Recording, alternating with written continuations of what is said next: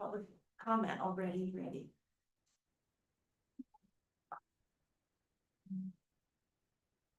Okay, right. Ready? Audio? You were tapping Yeah, on. I got it. I am speaking to the microphone. Somebody's computer. Somebody's got the reverb on. Hello? I'm not on the Zoom, so. I can't tell if I'm- I'm muted or not. I'm not. Jared has to come work Oh, the you're magic. I'm muted. You're unmuted on your Zoom. There you go. Ah, thank you. I know. Yep, my audio is muted. There we go. We're good. Okay, we're good. Good, There you good. go. So good. We should have to keep changing our video programs. We have to keep learning new things. It creates neural pathways. Yes, good morning, San Miguel County. Today is Wednesday, November 12th, 2025. It is a little after 9:30, sorry, my bad. And I am calling to order a work session of the Board of County Commissioners here in San Miguel County. Present in the room are all three commissioners, a number of staff, a member of the public. We will begin now with a moment of silence for grounding and gratitude.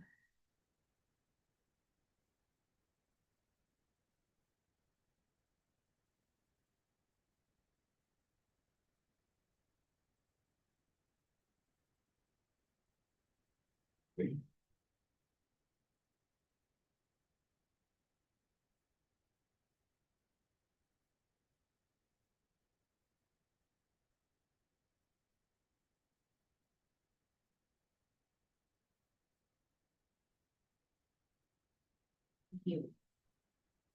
Moving on to review of the agenda. Anybody have any comments, questions, or additions, subtractions, moving things around? Heads are nodding in the negative. Moving on to public comment for items not on the agenda. Please limit comments to 3 minutes. If comments are not related to an item on the agenda, there will be no board response or action taken. Since the topic was not posted with proper notice, and any comment could potentially violate the Colorado Open Meetings Law. I see we have, is anyone in the room interested in making public comment? We will move then to our online hand, which is raised, Mr. Tooley. Please feel free to unmute yourself and our admin will set the 3-minute timer. Hey folks, oh, there's the kitchen lights again. So I'd like to repeat my inquiry from the San Miguel County Democrats. I'm newly a Democrat, still proud of my unaffiliated history and the reasons for it.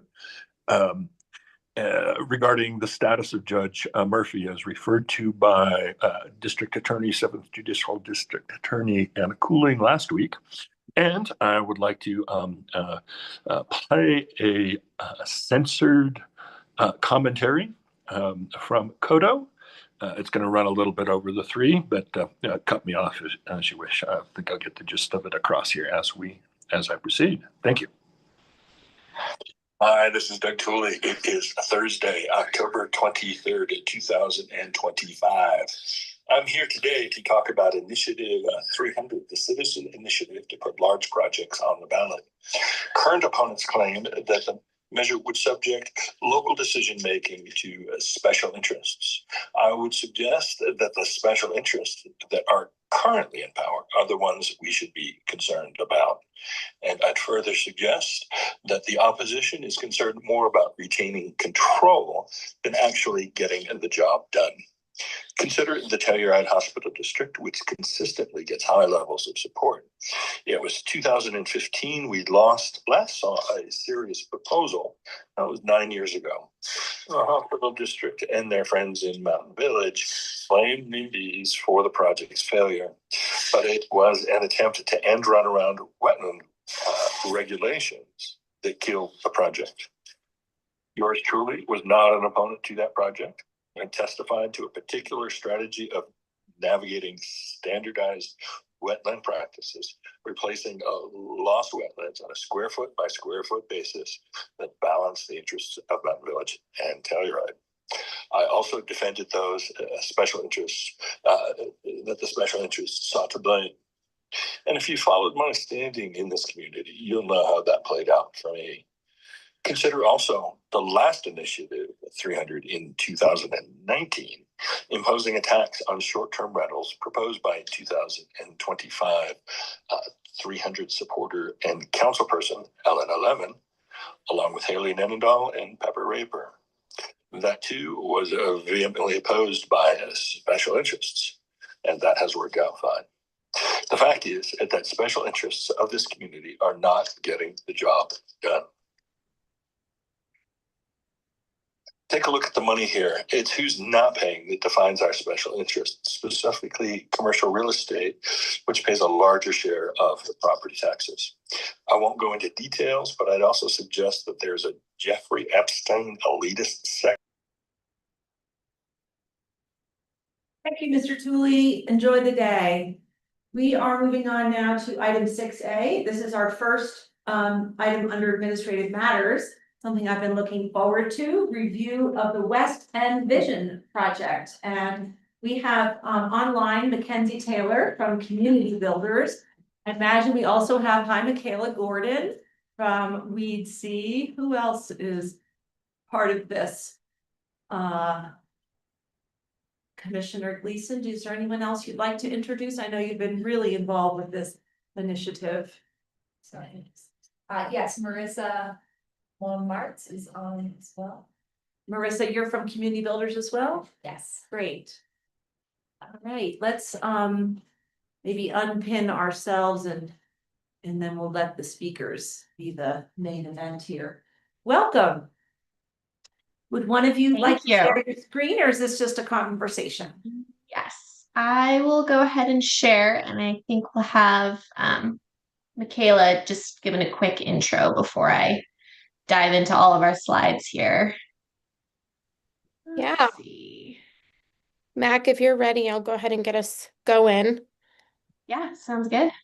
Great. Well, thank you, commissioners, again for letting us pop on this lovely Wednesday morning to kind of update you with what's going on with the Vision Project.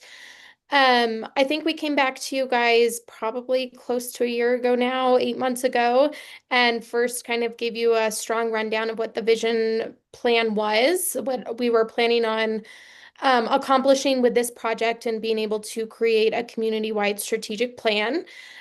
We can say that we've now done that, and Mackenzie is going to go into the details quite a bit later. We're really excited. We've connected with so many folks in our community. This has really given us a roadmap of how to move forward. And what's even better is it's given us a way to communicate and collaborate across the entire West End. This includes all of the towns of Norwood, Nucla, Natarita, the unincorporated towns that are in between Paradox, Bedrock, Red Val, and encompasses Western, Montrose, and San Miguel counties. And we'll be able to use this project and this plan for any sort of future grant writing that we might do that requires community input. We will be able to use this for when myself as the Economic Development Agency is analyzing projects and potential businesses that are coming in and where best to put them within our region. And we'll be able to use this in instances when we feel like we are having to choose between our values and economic prosperity, and use this to be able to help us coalesce around that idea of what is best. So we are incredibly grateful. Community Builders has been an incredible partner on this. They have done 90% of the work in helping us get to this point, but we couldn't have done it without them. I didn't have the capacity. The towns didn't have the capacity. And this plan is going to give us so much additional tools and capacity and something to work with to really push the West End into the next phase of our future.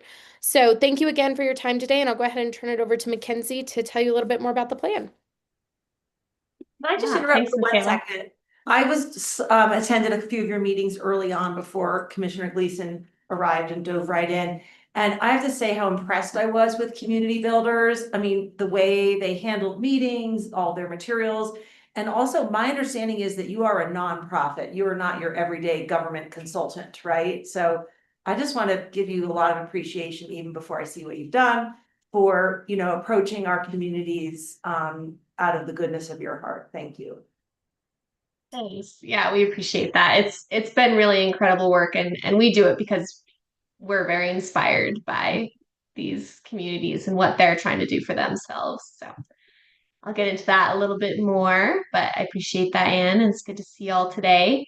So like Michaela said, my name is Mackenzie Taylor. I work with community builders, and I'll get a little bit more into kind of that partnership and what it looks like. But I want to start with a little bit of the why behind the Vision Project. I think Michaela said a lot of this really well, so I'm really just kind of emphasizing a few of those points, and then we'll move into kind of the how of what we did and what came out of it. Let's see. So, while the West End will certainly always have challenges and questions to grapple with, as any rural community does, whether that's the economy, growth, or the diminishing ability for people to stay in that community and thrive.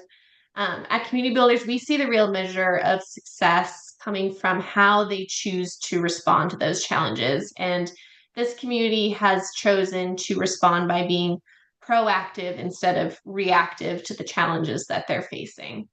Like Michaela said, at the simplest form, the vision plan is a community-led strategy for the future. It's been about figuring out where the West End community wants to go and then helping them build the tools to actually get there. This project strengthens the region's ability to act with purpose, to work more collaboratively, to make choices in alignment with their values, to pursue funding, to respond to challenges, and to make progress on really tangible things like access to housing, jobs, and healthcare. And to achieve that, we've undertaken a very intentional process that has included these key steps. Last fall and winter, we worked to identify the community's shared values. This spring, the community dug into key data points and visioning. And over the summer, we created draft goals and strategies. And from there, asked the community again, did we get it right? And how are we going to get all of that done? And the answer to that question came through action planning this fall. Let's see. Another important part of the how is really the amazing teams that we've worked with. We've had an ambassador team of local leaders and volunteers. Galena's on that one, connecting the process to the community project working group with representatives from all three of the towns, Weedsea, and the chambers that manage the day-to-day work. And then us at Community Builders, again, serving as partners. We really do see this as a partnership. Like you alluded to, Anne, we aren't consultants. We don't come into the community to tell you all how to do things. We've really tried to work shoulder to shoulder to find good solutions for the challenges that these communities are facing. And then last, a little shout out to our most recent set of teams, which are the 5 West End action groups, which were created to focus on what the community identified as kind of the 5 priority topics that we're addressing through this plan. And these groups brought together local residents, leaders, and stakeholders to really dig deeply into the questions around trade-offs, resources, and roles and responsibilities. Okay, the real key to the how, though, has been the community. Engagement has really been at the heart of every phase of this project. We've engaged over 700 residents since last September, over the course of 120 meetings and with the help of more than 50 local volunteers. And we've had really small, intimate group conversations. We've had large community workshops, and we've worked hard to engage those with less time and capacity through online activities, pop-ups at local events, and by providing food and kid-friendly activities at all of our meetings. And we've connected with a really wide variety of folks, including youth, seniors, small business owners, families, and folks from a lot of the key local industries. And we're just really grateful to everyone that's participated and the time that the community has given this. I've got some demographics up on the slide there. We have demographics data like this for every phase. This one is from the first phase, which was values, but fairly representative of the rest of the process, so I don't have to take you through all of those. And we also have some nice photos, a lot more than this, but just a sampling of what this process has looked like so far. Okay, so that's kind of the why and the how of the Vision Project. So now I kind of want to talk more about what came out of all of this work, which is the draft West End Vision Plan. So the vision plan is organized into 5 main sections. The first 4 make up the main body of the plan itself. And the 5th, the action plan, is a companion spreadsheet that's more of an easily editable tool that helps track next steps. So the main sections are background and process, which is the how and the why the West End communities came together, guidance on how to use the plan, and a summary of the engagement. Second is values and vision, which shares the 5 community values, the 8 long-term goals that define the kind of future the West End wants to build, and the strategies, which are really the core of the plan. They're organized by those 8 goals, and it turns those goals into direction and practical ideas for action. And then finally, implementation, which is the tools, the partners, the funding sources, plus ways to measure progress and keep the plan relevant and not just sitting on the shelf. And then lastly, that action plan, like I mentioned, is more of a living working tool that tracks the nitty-gritty of timing, partners, and progress on each action step. So before diving into each of these briefly, I want to show how the pieces connect. The values were the first step. They're like the roof of the whole operation. I also frequently call them the foundation, but that didn't work as well for the graphic. But all that to say, everything builds upon them. Then we have the vision, which is what success looks like. And the outcome of that is a set of 8 goals. Then the strategies, which lay out how to achieve the goals. And finally, the actions, which are the concrete steps to make it all happen.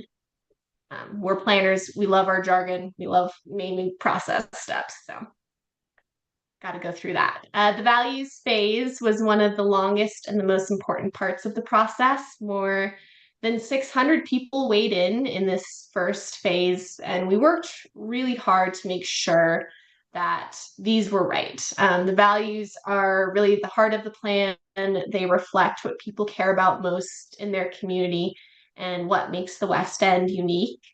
And like Michaela said, when issues become complex or divisive, we see shared values as kind of offering that steady point of agreement to help work through those trade-offs. And in the West End, the values include things like small town neighborliness and solidarity, love for rural living, connection to the land, the opportunity to build a good life, and a sense of self-reliance and resourcefulness. And you can see the full text for all of those in the plan itself. So from those values came a shared vision. And a vision is really a powerful tool for a community. It helps expand people's thinking about what's possible for their future. It creates a sense of connection and shared purpose, and it gives a common direction for decision making. The West End community's vision for the future, and again, these are a little bit consolidated. You can see the full text in the plan, but their vision is a vital and viable community that has access to healthcare, support, and services, a place with safe, quality housing options at prices that work for local incomes, strong regional economy with a variety of thriving businesses, industries, and workforce, managed growth that doesn't compromise rural character, a balanced and locally led use of land and resources, a community with a variety of educational pathways for success, safe, welcoming, and vibrant places, and strong civic health, which includes good dialogue, trust, and collaboration. So to reach those goals, the plan identifies about 45 strategies, including 15 policy recommendations, 5 collaborative structures, including a West End Housing Committee, a Public Lands Working Group, and a local leadership group, and then 16 potential projects or tools. And because local time, capacity, funding are all very limited in the West End, not everything in the plan can or should happen right away. We use a couple of filters to help narrow the field and determine what's a community priority and where should initial efforts be focused. So those are quick wins, the kind of smaller near-term steps, big moves, which are larger, longer-term efforts, And then the 5 community priority areas, which you can see on the screen here, which were prioritized through a number of steps at various community engagement events. So the quick wins are about getting traction early. They're kind of those achievable actions that will show really visible progress up front and strengthen collaboration and momentum. So these wins are to create a team of town and county leaders to meet regularly and stay aligned across jurisdictions. Formalizing via an IGA how the towns and counties coordinate on development approvals, which will help ensure more consistent, locally guided decisions. Compiling a local healthcare, housing, youth, and senior resource directory into one easy to access place. Centralizing small business resources so local entrepreneurs know what's available. And growing WheatSea's apprenticeship program to connect youth to more local employers and career paths. So these are all fairly low cost, high impact actions that can start right away. And then the big moves are the large transformative efforts that will take more investment, but represent some of the most impactful opportunities. They have the potential to really redefine the region's trajectory and create that lasting positive change. And I'm going to provide a little more detail on some of these in particular. First and foremost is to strengthen WheatSea's staffing and funding so that it can serve as the backbone for regional coordination and implementation of the plan. As one of the only organizations that spans all of the West End jurisdictions, WheatSea is really well positioned to lead a lot of these strategies. They're a trusted organization. They have a great history of getting funding and just being really responsible with that funding as well. Michaela may not want to be the one to say this, but from an outside perspective, we see strengthening WheatSea's capacity is really essential for better regional outcomes. And one of the methods we recommended is an MOU from all the towns and counties that would provide more stable baseline funding for the organizations so they can spend less time fundraising and more time implementing.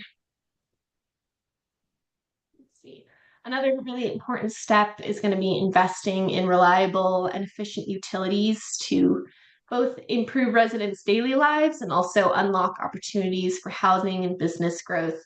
A lot of economic development can't proceed in the West End without updated infrastructure. Next is to support Basin Clinic's efforts to become a critical access hospital.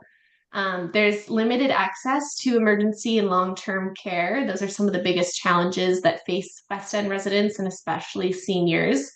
And healthcare access also plays a really key role in supporting economic development and community stability. And UNC in Norwood is somewhat limited in how it can expand. So the Basin Clinic's effort to become a critical access center would fill those major gaps that currently force a lot of residents to travel or even relocate for essential services. This would not only improve health access, but also create a lot of good jobs as well. And a vacant housing program. This initiative would address the region's housing shortage by putting vacant and dilapidated homes back into productive use, which makes better use of existing infrastructure and also improves community appearance and safety. A key step for this would be to establish a nonprofit West End housing entity with the capacity to acquire and rehabilitate those vacant properties. Finally, to build a coordinated regional working group to engage with federal and state land agencies so that local needs and priorities are better reflected in land management decisions. So that's the high-level summary of what's in the vision plan. As local leaders, we really see you playing an important role in shaping what comes next after this process. I will be sharing out the draft plan with all of you today after this meeting. and asking for your review of it. A few key sections that I think are particularly applicable to this group are the how to use this plan section, goal 8, which is all about civic health and collaboration, and the framework for action, which serves as additional guidance for local leaders on how to use the plan and how it can support your work. And a lot of that's geared more at the town board level, but I think much of it is also applicable at the county level. As elected officials, we see the vision plan for the West End, particularly providing a more community-backed decision-making framework. It creates that predictability and that transparency in development decisions and investment decisions. And it just ensures that what's happening in the West End stays in alignment with community goals and values. And then the final ask I want to talk about is, and we'll revisit this with you all in January after you've had the chance to review the document, after the community has reviewed it, and after the release of the final draft, is adoption of the plan across all 5 jurisdictions, the 3 towns and the 2 counties, to again help create that regional alignment and formalize the plan as that decision-making tool. And in order to ask that of you, we want to make sure that you feel really good about what's in this document. So we do have some other kind of questions and thoughts to help frame your review. And we really just ask, dig into it, beat it up, tell us how to make it better. It's really important during this partner review that the plan get really thoroughly vetted by everyone in the region that it touches. So a couple next steps, and then we can turn it over for questions. The partner review window runs through December 1st, which is when we'll ask for any comments that you all have to be returned by, and then we'll update the plan based on what we receive. The community review will be in December with opportunities for both online and in-person feedback. We'll make a final round of updates, and then the final plan and adoption will come in January. All right, I know we've probably used most of our time, but I would love to answer any questions or talk through any of this with you further. We have another 15 minutes scheduled for this, so I think we're okay so far on timing. Galina, would you like to add anything since you've been so involved? Yeah, Thank well, you for that. thank you for the presentation. I've said this time and time again in commissioner meetings, but this whole process has been, I feel, quite revolutionary in our West End communities and just bringing people together in a format where really hard conversations can be had and people feel that their voices have been heard and have been integrated into this plan. And so from my kind of involvement in this project, I've seen firsthand how the community has truly engaged, and I believe it is very reflective of the overall populace and how people feel and where they want to see their futures going and the future of our communities going. So I want to say formally a thank you to Marissa, Mackenzie, Michaela, and just all of the volunteers and community members who have participated and stuck with the process. And it has been a very robust process. There, as mentioned, have been at this point over 100 meetings and engagement sessions. And there's been just so much presence in the community. And I feel that it couldn't have come at a better time with a lot of projects and needs in the community that are on the forefront. And this is going to be a true guiding document to help navigate what's coming next. I really feel, and I'm really looking forward and eager to look at what will be provided for us for this draft version of the plan, because I haven't actually seen that yet. I've been working with the Public Lands and Resources Working Group in the last month and a half or 2 months. So yeah, I'm really excited to dig in and look at the draft final project, but I'm just kind of knowing all of the work and input that's gone into it. I really feel that a resource for the county will be this is going to help with updating the Wrights Mesa master plan. Yeah. And I feel that, you know, a lot will be able to just be plugged in from this West End Vision project into that master plan and really help guide us through that process. So that alone is just a great resource for the county. And then I think just referencing this project with any proposed developments is going to be truly helpful. So I guess I'll leave it at that for questions that you might have. Thank you, commissioners, and thank you, Mackenzie. I am really impressed. I echo Anne's sentiments. I wasn't able to attend all the meetings, but I've been hearing great reports, and this draft document that you've produced is excellent. I'm gonna consider changing the wording, at least in my own head, from what are we on the hook for to how can we help? And I think that looking at the big moves, all of those could have San Miguel County involvement at some level, whether it's supportive or whether it's financial or whether it's in some other fashion. And I suspect that we'll have those conversations over time and individually as those big move issues each come to the fore. Looking at the quick wins, it seems like those are more West End centric and self-sufficient, self-reliant kind of actions. And beyond reading the document with more of the fine print, I don't foresee any trouble with any of those quick wins. So let's start ticking things off the list. Love it. Thank you for that framing, Lance. I just had a couple questions, and I will obviously read the plan. I'm excited to see it as well. But can you tell us a little more about under quick wins, that town county agreements on development? What's your vision for that? What's that concept? Absolutely. I think there's a couple of ways that can look specifically, but what we've heard from the community is, you know, each of the towns has their own development code and land use and zoning.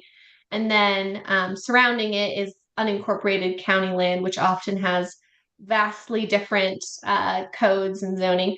And particularly in Montrose County, not a lot of regulation in terms of what can get developed on those unincorporated county lands. And so it creates this really harsh mismatch at the town boundaries where within the town, things are happening within their control, and directly outside of that boundary, things are happening kind of under this one size fits all county level code. And so the vision is to work with the counties. And I think this would start with Montrose County and then probably use that to develop something similar with San Miguel. To work with the counties to again, a couple ways they could do this. It could be a buffer zone around the towns where town codes are applicable versus county codes. The other way to do it is to create some special districts or overlay zones within the county codes that defer to local priorities versus the overall county development standards. Again, to just create that alignment, and so that what the towns see as their vision for development approvals and that kind of thing are applicable in a larger area around their boundary. That makes sense. Great, thanks for that. And then this is just a kind of a detail, but you mentioned a regional resource directory, and I believe I heard you say that so that community members kind of know what's available, where to go for support. Is that correct? Yeah, there's a lot of great. Yeah. Oh, go ahead, Erin. No, please go ahead, Mackenzie. I was gonna say there's a lot of great resources that are offered through a variety of different organizations, and a lot of the conversations we've had with folks, there's just not great understanding of everything that's provided. For instance, like this wonderful Telluride Foundation housing program that they're doing right now, I think just hasn't fully disseminated amongst the community, and people are confused about what resources are available where. So kind of creating that one-stop shop so people have better access to what's available to them. That's great. Just so you know that Tri-County Health Network has that resource already. Are you familiar with it? Yeah, Marissa, this is from your group, so I'll let you speak to Just so that. you don't duplicate efforts, you may want to work with them. They have it for all the counties they work on, and there are many, many topics or subjects that they've kind of organized all the resources for. If you're not familiar with it, you definitely want to start there. And if you are, I mean, I know they would be open to adapting that to make it useful for your community, for the West End, so that we don't have to duplicate directories, if you will. Yeah, certainly. I've seen all the great directories that Tri-County Health Network has, and part of it is just building upon what's already there. The Natarita branch of the Montrose County Library System has also been trying to create an online resource hub. That was one of the big ideas that came out of the West End Solution Group process. And we just want to help see that to completion and make the resources really widely available to people. Awesome. Yeah. Those were my little detailing questions. Anybody else in the room have a question? Mr. Tooley, would you like to speak to this?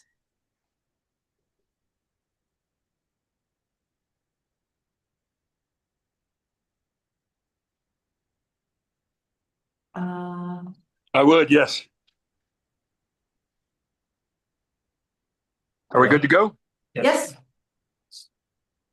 Just briefly, I would make a geographic distinction between the West End and the far West End.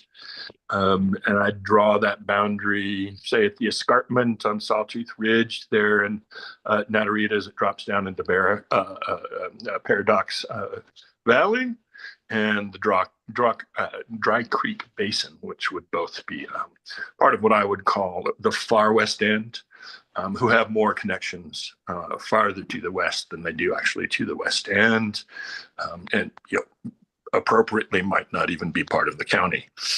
And then secondly, I would ask the commissioners and the consultants to consider how Tri-County Health is actually perceived by those other communities.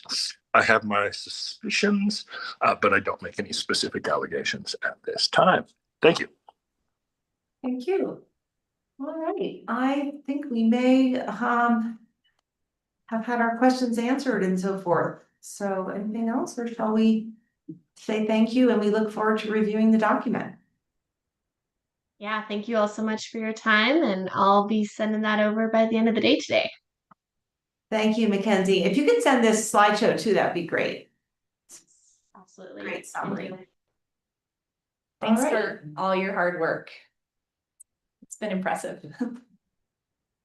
All righty, moving on now to item 6B, presentation of a needs analysis for wet meadow restoration. And I see we have Adrian Bercher in the room from the San Miguel Watershed Coalition. And I imagine that Mr. Jaden Scott, your intern, may be online, or is it a little early? Are we a few minutes early? Yeah, Jaden is online. Okay. Great. Would you like him to be unmuted and so forth? Here. Oh, it's a she. Hi, Jaden. Hi. Or they. Hi. Yeah, she, her is great. Yeah, I just before we get into Jaden's presentation on the wet meadows restoration, I also just wanted to bring up that Mike and I have had some offline conversations about a slight adjustment to this agenda item, which includes revisiting the Wildfire Ready Action Plan for a funding request. Sorry about the miscommunication on my end there. Does that sound? I think this is a work session, so you can share what the details of that request will be, and then we can take it up at the next regular meeting. Okay, But great. we'll have a conversation about it. We Right. just can't make a formal decision. Right. Understood. I think we have that, Adrian, on item 6C, consideration of a funding request from the San Miguel watershed. Okay, great. So would you like to have Jaden's presentation first, or would you like to discuss the funding for the RAP plan? I think Jaden will lead us off. Okay, great. Okay, I'm not sure if we want a shared screen. I just have the report pulled up, but I don't have a slideshow. The report can also be found on the San Miguel Watershed Coalition website. Yeah, Jaden, I think it'd be great if you share the report and then just focus on sharing some of the graphics. Okay. We did get the report in our packet, so we had a chance to review it beforehand, so just. So we're with you. info. Yeah, Yep. with you. We've done our Okay. homework. Tell us more. Well, essentially, I mostly did literature review and research this summer pertaining to the wet meadows within our county and generally, and how they've become degraded from mostly historical land use issues. And in most cases, this just means that the channel is incised. So these wet meadows occur when ephemeral or perennial stream systems kind of flood an area, which then creates riparian vegetation in what would otherwise be a dry land. And when these channels are incised and degraded, the water is then just passing through more quickly and eroding the stream channel and leaving the system, which is causing a sort of desertification of these wet meadow regions. And wet meadows are really great for kind of building ecosystem resilience to things like drought and wildfire, and they create critical habitat for a bunch of species because they just hold water in the landscape for longer. And the riparian vegetation reduces erosion, which improves water quality downstream, and they also are a carbon sink because of the vegetation. And my report focused on using structures that are built out of rock and wood, typically referred to as Zeedyke structures, after Bill Zeedyke, who is sort of the water genius around this restoration method. And the idea behind it is using natural materials to build structures within the stream bed to combat this fast-moving water and use sediments that are getting caught in the structures to re-raise the water table so that it's re-infiltrating and refilling that wet meadow alluvial water table. And Renzo DiPiccolo has been sort of the head of some of these projects in the sage grouse habitat over on the West End. He did stuff in Miramonte Meadows and one other site that I'm blanking on the name of right now, but it's in the report. And our sort of initiative is to spread these restoration structures into other wet meadows in the region that aren't necessarily Gunnison sage grouse habitat, but would still improve the overall hydrological functions of the watershed and also just improve general ecosystem resilience to climate extremes like droughts and wildfires in the region. Fantastic. I can provide just a little bit of additional context. So Jaden's report and analysis is sort of the first step in what's going to be an effort to complement the planning that the Watershed Coalition has already done for perennial stream restoration. And this is all in the process-based restoration suite of tools, which is like the Beaver Dam analogs and that sort of thing. It's not restricted to that, but that's just like the most famous version of process-based restoration. And so we have a watershed-wide analysis for perennial streams, and we would like to complement that analysis with a watershed scale opportunity assessment or analysis for these dryland or ephemeral streams or wet meadows. They're all, those names I think sound somewhat contradictory, but they're all kind of the same thing. So stream systems that don't necessarily run the whole year, generally dominated natively by sage grouse, or excuse me, sagebrush, and a lot of pinyon and juniper are starting to encroach upon that vulnerable sagebrush habitat. And like Jaden said, we want to look not just at areas that are of concern to the Gunnison sage grouse, but try and do this with a hydrological perspective as well.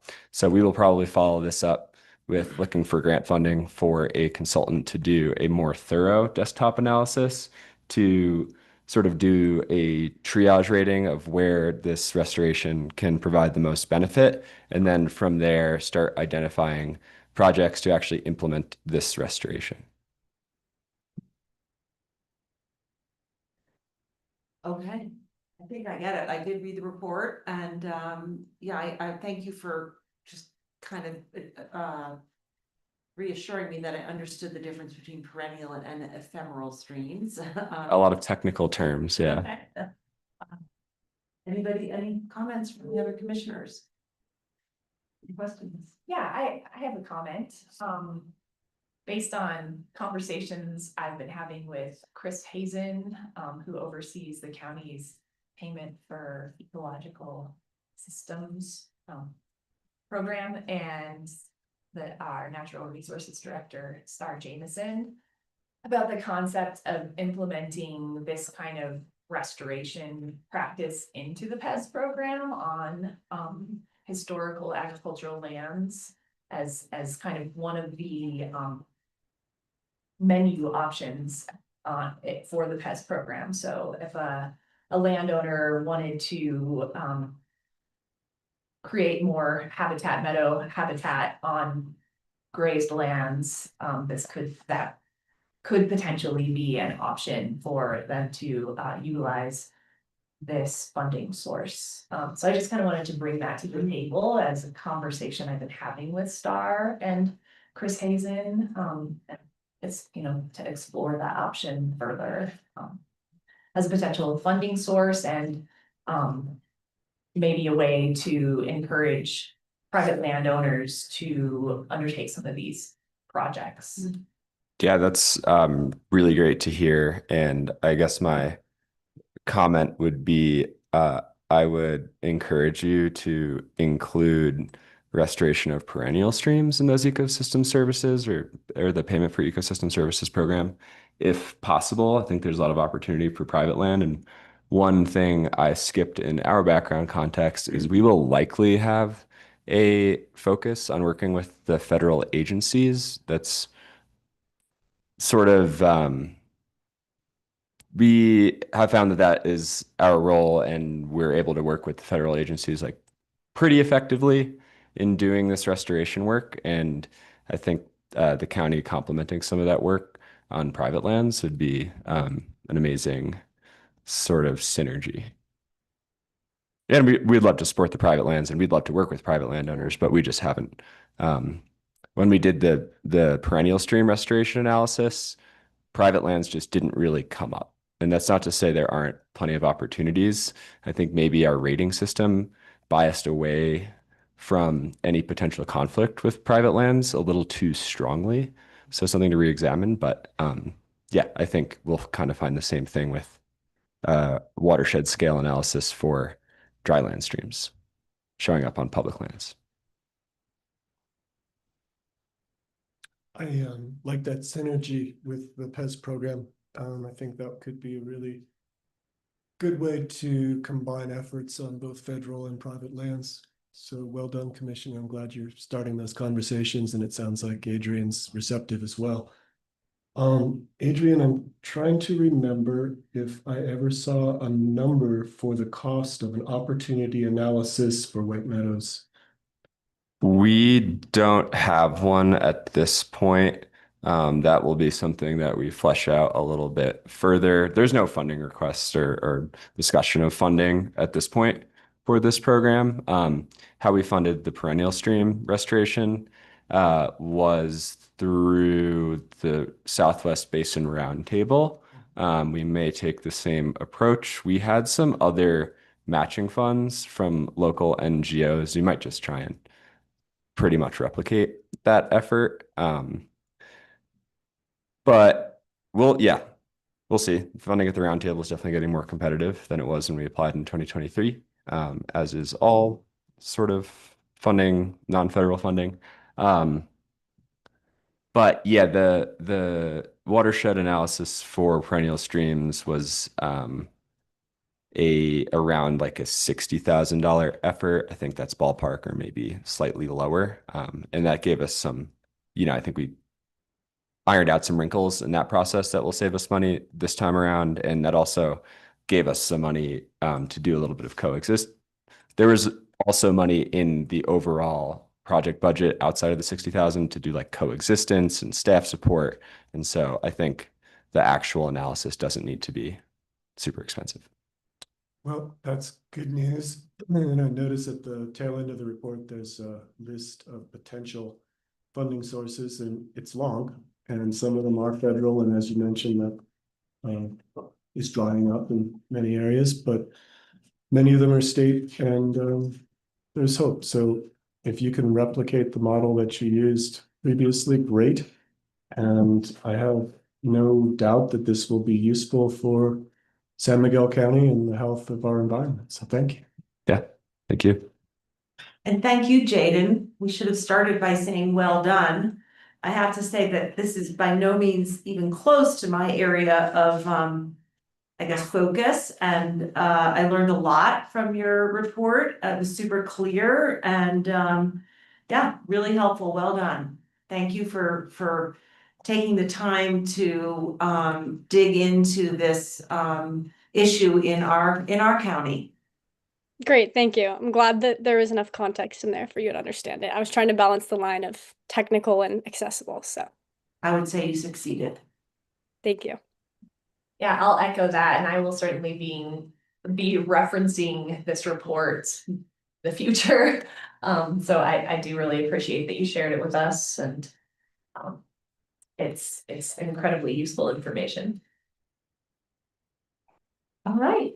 Anything else on the wet meadow restoration report? I don't think so. Okay, thank you, Jaden.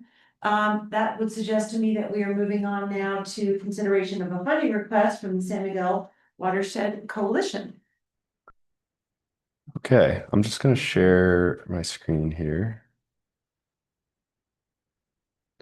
This is an updated version of the same PowerPoint that I shared back in early July, so it should look pretty familiar. I don't think the update made it into the packet, but I'll send it to Mike as a PDF form. And then there's also like a 10-minute YouTube presentation that I think goes into a little bit more detail than I'll be able to go into today, or is maybe redundant with the meeting we had last time.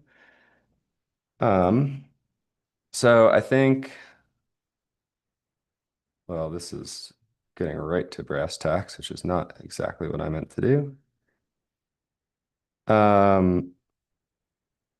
So yeah, we'll breeze through most of these points. Here's the watershed. Half of it's in Montrose County, which I think is important to acknowledge for this conversation.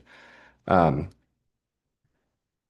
then, yes, if you remember, this is a state framework, came out in 23. It was a moving target. We've been sort of tracking it the whole time. Finally feel like there's enough established info, and we're well on our way to completing the San Miguel County Community Wildfire Protection Plan, which is a CWPP.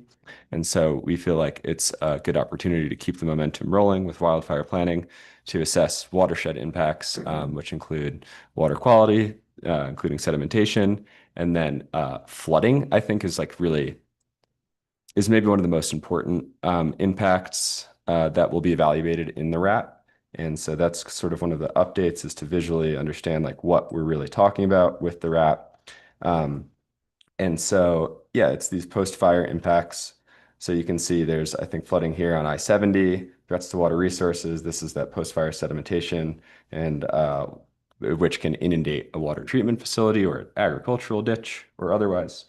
And then threats to water quality. So you can see a lot of suspended solids in the water here.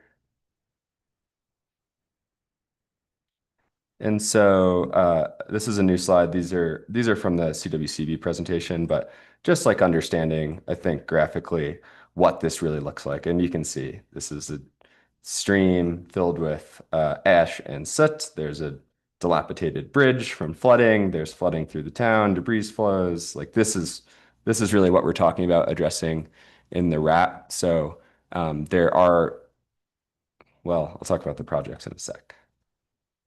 And so this is the statewide susceptibility assessment. which we talked about a little bit last time. You can see there's a good bit of red and or orange and yellow in these polygons. In the San Miguel down here, not as much as the Front Range, but we're not as densely populated, so I think that makes sense. And then this is, I think, pretty important. And apologies that there's this audio bar. These are just like the recordings that are in that YouTube presentation. But you can see there's sort of a hard line. These are wildfire boundaries that have happened in the watershed that are available publicly in the nation's historic fires database. And oh yeah, so we're here, and then so this is Telluride, and then you can see the watershed boundary in purple. Yep. And then yeah, around here, sorry, you can't really see the towns, but this is sort of the Norwood area. And then further down, or excuse me, Norwood is really like right in here. And then further down is the West End. But you can see like there really have been some significantly sized wildfires in the watershed. San Miguel County has not escaped all of those fires. Most of them have been in Montrose County, but it's basically just a matter of time. Like I think that the climate and elevation previously was probably preventing some of these fires or preventing larger fires from taking place in the upper watershed. All bets are off, I would say. Fire 97th percentile fire conditions are happening very frequently, like almost on an annual basis at this point in the upper San Miguel watershed. In speaking with the local fire departments and sheriff's department, we got really lucky this past season. That fire starts were accessible from roads. They just started in the right places to be put out. So not to be a doomer, but it's not like a matter of if, but when. And then the idea of the wrap is you mitigate the worst impacts of the post-wildfire effects. So I know I said this last time, but I think this map is helpful. And then again, why wrap?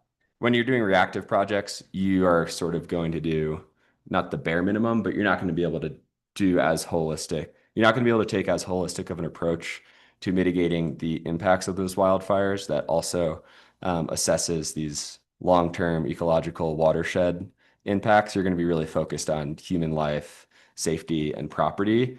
And so by taking a proactive approach, you can have a much more holistic, much more thorough strategy and suite of projects to take care of all of these issues. This is, I'm calling this kind of a wrap mini. I don't know if the CWCB would like really approve of that, but we, with our integrated hydro model that we developed, that we have been developing, there's a sub watershed model for the Beaver Creek fire, and Dr. Jason Seibold helped to inform some 97th percentile burn scenarios in the watershed of Beaver Creek, which is just outside of Norwood. It's where the water for the ditches in the Wrights Mesa region are diverted from. So Gurley and Lone Cone are primarily diverted out of Beaver Creek watershed. And what we saw running these 97th percentile fires was kind of what you'd expect, but actually running the hydrological modeling and understanding what those flows might look like is pretty stark and dramatic. And so flows increase overall by 140%, but you may end up losing base flows completely because the soil has basically lost its ability to absorb any moisture, any snowpack or rainfall pretty much immediately runs off, which is why you're getting those higher flows. So you might be thinking higher flows, that sounds good. It's not, because you pay for it on the back end. So there's no groundwater recharge or soil recharge. And then we're also seeing high flows, like monsoon driven flows, increase by 450%. That would create some pretty bad flooding. And so you'd be left in this scenario where you have extreme flooding on one end and a dry stream bed on the other end. So that I think, even though it's sort of what you would intuit from a fire, it is good to see these actual impacts modeled. What is a 97% fire? A 97th percentile fire is and this is a little incomplete. It should say 97th percentile fire weather conditions. And so this is the type of fire you'd expect when it's like extremely dry and you have a really warm wind blowing and it hasn't rained, like red flag fire conditions in August combined with high wind after a bad snowpack year. Like that's, yeah. We talked about this a little bit last time, but this is just a model flowchart displaying how the Wildfire Ready Action Plan complements the CWPP. And you can see they both assess values at risk, but the RAP is focused on these post-fire hazards and susceptibility. We talked about this last one, so I'm going to move quickly. These are the deliverables. We also talked about this last time.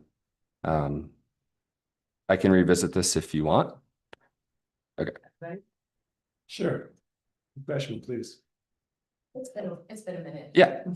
So there is going to be a visioning process, which is working with stakeholders to establish what you really want out of the plan. And then that is a little different from the stakeholder engagement, which is actually then working with the stakeholders throughout the project to develop the plan with consultants. And so the plan is to hire a consultant to do this. And then it would be around an 18-month process. So we're applying on December 1 for this funding from the CWCB or for the primary funding source. Excuse me. And after you do the stakeholder engagement, like I said, takes place throughout the entire project process.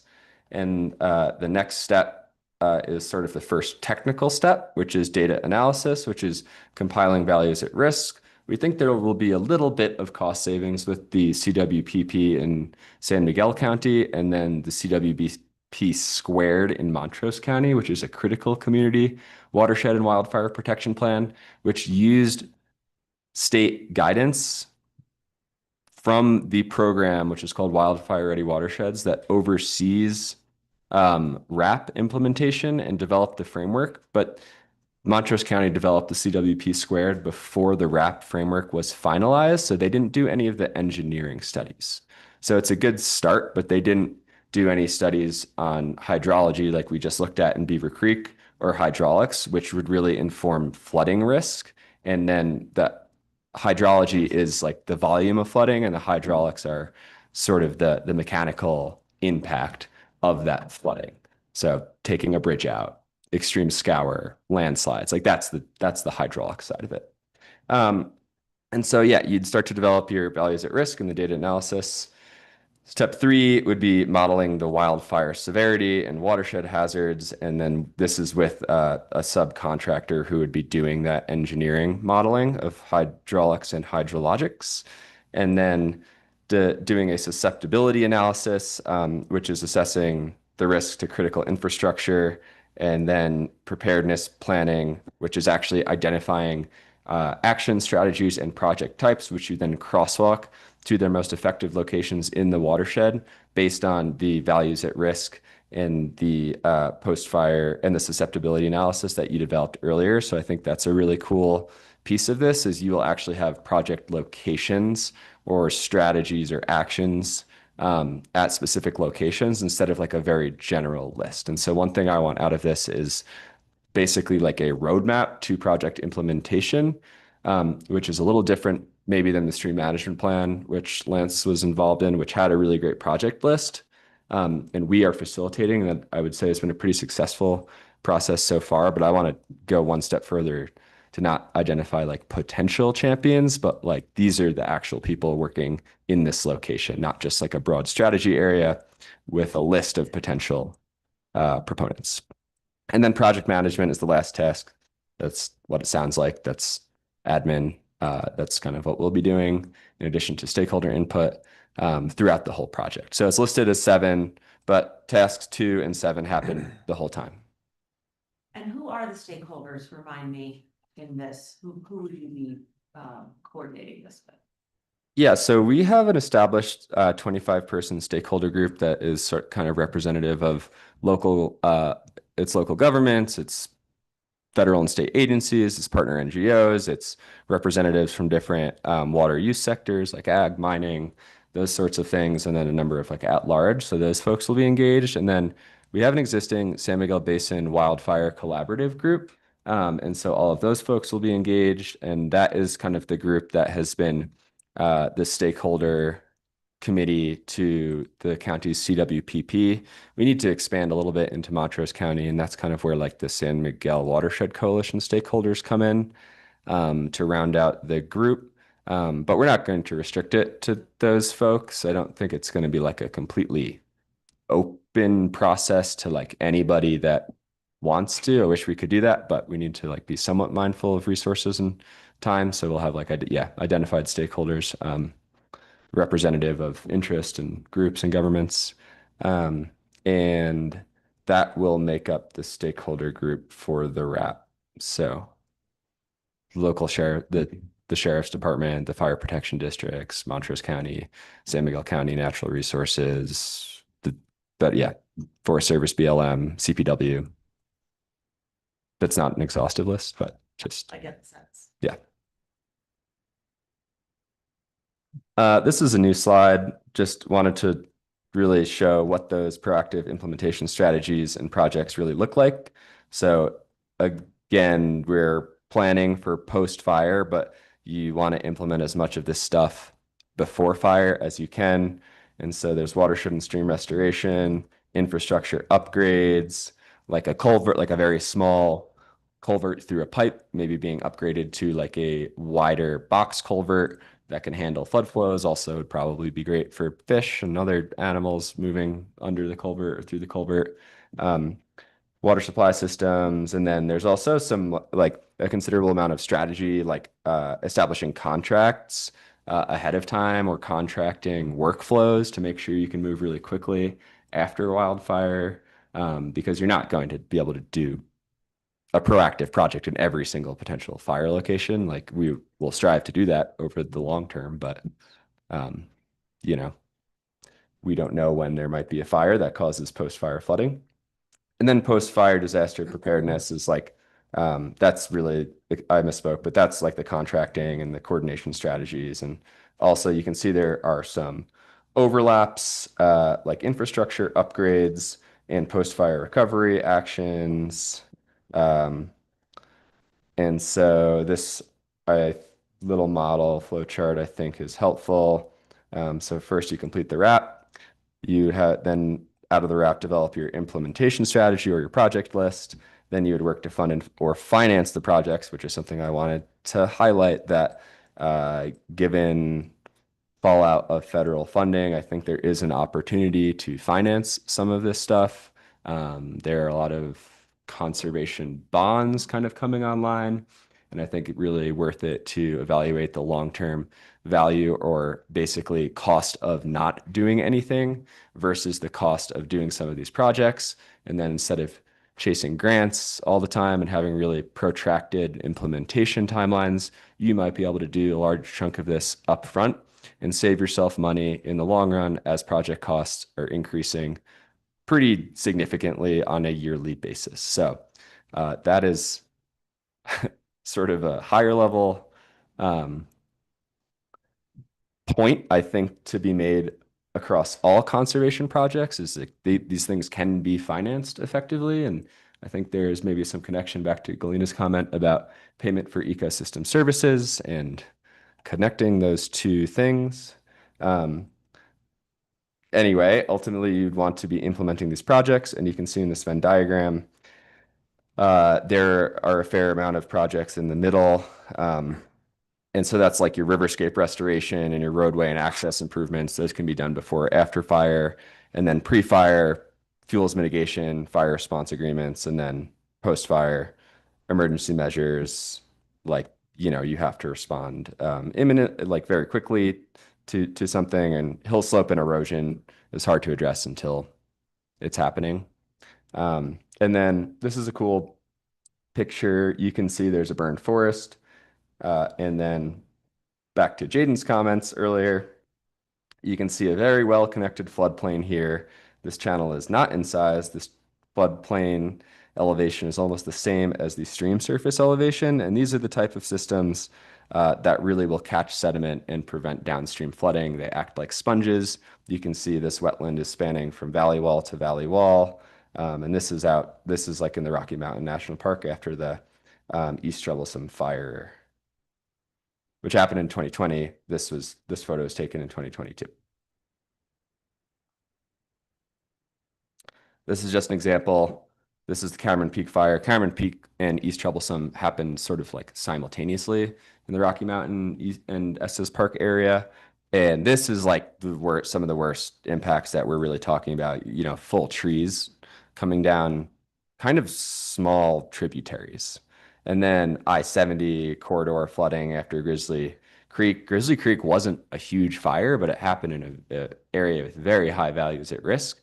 And so that flooding impacted I-70 for years and years. Next time you drive through I-70, if you can take your eyes off the road in Glenwood Canyon, I encourage you to take a look at the gabion baskets they've installed, which are like wire mesh, like wire paneling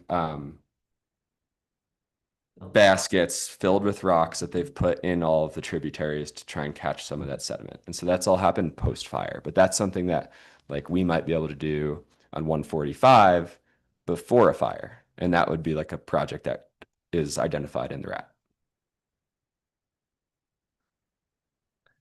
RAT. These are just examples of process-based restoration. These are more suited or tailored towards perennial streams. These are both kind of post-assisted log structures. So not really beaver dam analogs, but you're just introducing large woody debris to increase structural forcing, increase complexity of the stream to kick the water around, create a slower moving, more complex system that has higher water elevation levels. Again, back to Jaden's presentation, similar concept, different technique. These are examples of like right sizing a culvert and making a very strong, resilient culvert, or just doing some rock work upstream and downstream to dissipate flow energy. And, you know, this is like a pretty unimproved road. So I think both are actually dirt roads, but this culvert might be more of an example of something you're seeing on like a paved road around here. Maybe this rock structure is more suited to some of our dirt roads up on the mesas. And this is the total cost. We've been shooting for $400,000. $400,000 is around the quote we got from a contractor in 2024 last year. So the ideal project cost is actually a little more than that because that doesn't include project management, administrative, and indirect fees for the Watershed Coalition. But we thought that $100,000 was a pretty reasonable, realistic amount for us to fundraise for match, which is what we need for a $400,000 project. We have a bunch of pending funding sources. We're getting pretty close to $100,000, so I don't think the ceiling of the project is 400,000. Like the ideal amount is closer to 450, but we also thought 400,000 was a good target and we would get a pretty good plan for that amount of money. That's a lot of money. So we're getting close, but that's not to say I think we should just stop fundraising once we hit $100,000. We'll just get a better, more thorough plan. Clear, you need to fundraise 100 in order, is that because you can get, that's the match to get grants for the other 300? Yeah, so the total project cost, yes. No, total project cost is $400,000. The CWCB for planning grants has a 3-to-1 match requirement. Okay. And so, yeah, we would need to raise $100,000 to complete, to request $400,000 for the plan. And so that's, yeah, 3-to-1 or 25% match requirement. You can see on this slide. And then you can see in the consultant bid, this is just one bid. So we'll get other bids, and this might be a little more expensive now, but you can see the total project cost the project cost without any management from the coalition or indirect fees is very close to $400,000. So ideally, we would raise as much money as possible and do the most thorough plan as possible. But like I said, I thought 400,000 was a good target. Okay, so back to funding sources. We're going to make a $20,000 request to the county. And then these are the other funding sources. So Telluride Open Space, the italics funding sources are all pending or requested, and then the regular font are secured. So 30,000 from Town of Telluride, Norwood Water Commission 5,000, Norwood Fire Protection District 4,000. We have a grant request into the Telluride Foundation for 10,000. And then we have a grant request into the Southwestern Water Conservation District for 25,000. And then Montrose County, I think we're expecting in-kind with county staff contributing time to get us the data that was used to develop the CWP squared, and an acknowledgement that there is going to be some cost reductions because of the work that Montrose County already did. We can't count like cost reductions as in-kind. We can count time that county staff puts towards getting us the data, but I think the value for Montrose County is actually going to be a bit higher than the 4,000 because they've already done a fair amount of groundwork here. Would there be any in-kind contribution from San Miguel County in terms of collaborating with our CWPP? I think so. I think it might be a similar amount. Well, it might be a similar amount of like, the effort would be similar. I think probably half of the amount of time as Montrose County, because Montrose County has all of this additional effort in developing a CWP squared, including like precursors to the RAP. And then San Miguel County is going to be just getting the CWPP data sets and values at risk over. And so this is just a rough calculation of, of 40 hours of time from county staff at $100 an hour. And so I kind of expect it to take around 20 hours of time for San Miguel County staff. And then of course they'll participate in the process, but that's not counted as in kind. And then also going to speak with the Telluride Fire Protection District about this as well. Some items not on here are, I'm trying to come up with some ways for the federal agencies to contribute, seeing as they have a lot of land on the line. We have a master agreement with the Forest Service, so I'm hoping we can use some of the funds in that master agreement to support the RAP. And then we might work with the nonprofit arm of the BLM called the Foundation for America's Public Lands to see if they'd be interested in supporting. I'm not sure they are. I get the sense they're more interested in project implementation than planning, but I don't. Obviously, federal funding is difficult to come by these days. So, does all this add up to 102,000, the numbers that you've laid out here? yeah, it adds up to 102,000. And then, like I said, some of this stuff is pending. There are like Southwestern Water Conservation District, I'm pretty optimistic about. I'm not sure like about Telluride Foundation. And then the other funding sources of the Fire Protection District, I'm going to talk to them after this, so I'll know a little bit more. I think the fact that Norwood already contributed makes a pretty strong case. And then, of course, San Miguel County. Yes.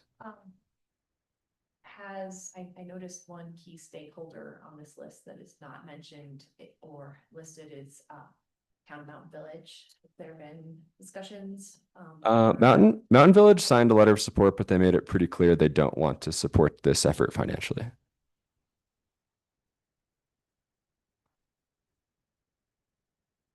Would work be taking place in their basin? Yes. Okay. I'm noticing that the Norwood Fire District was able to commit to 4,000 and that you plan to ask the Telluride Fire Protection District for the same. Those budgets are quite different, and you may want to scale your request with Telluride District to come a little closer to where those two top end numbers Okay. sit. I also am curious if you've had any conversations with Montrose County about an actual cash contribution. Not yet. I've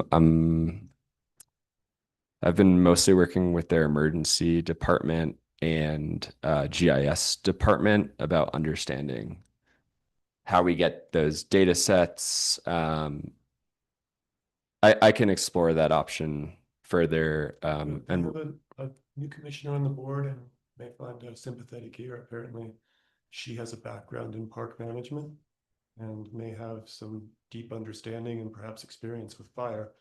And it may be that she's interested in participation, and it's worth an ask. Okay. Beyond that, I know that we are not able to make a firm decision, but I do appreciate that you've laid out the reason and the strategy for accomplishing the task. As Mike said when we started, I think the next move for us is to agendize this on an actual regular meeting where we can make a formal decision. And if you were able to have had the two conversations I just suggested before then, perhaps that would adjust the request that you'd be coming to formally for us, and downward would be great. okay. And Adrian, I have a contact for you for David White, their interim county manager in Montrose. Okay. And understanding from a recent DA conversation that they have budgeted for the 35% increase. And now that it is agreed that it's only 25, that means that they have $100,000 in savings. Currently, that's one bucket I know of where they have savings in their budget, where I think it would be appropriate to ask from. Okay. That is a hot tip.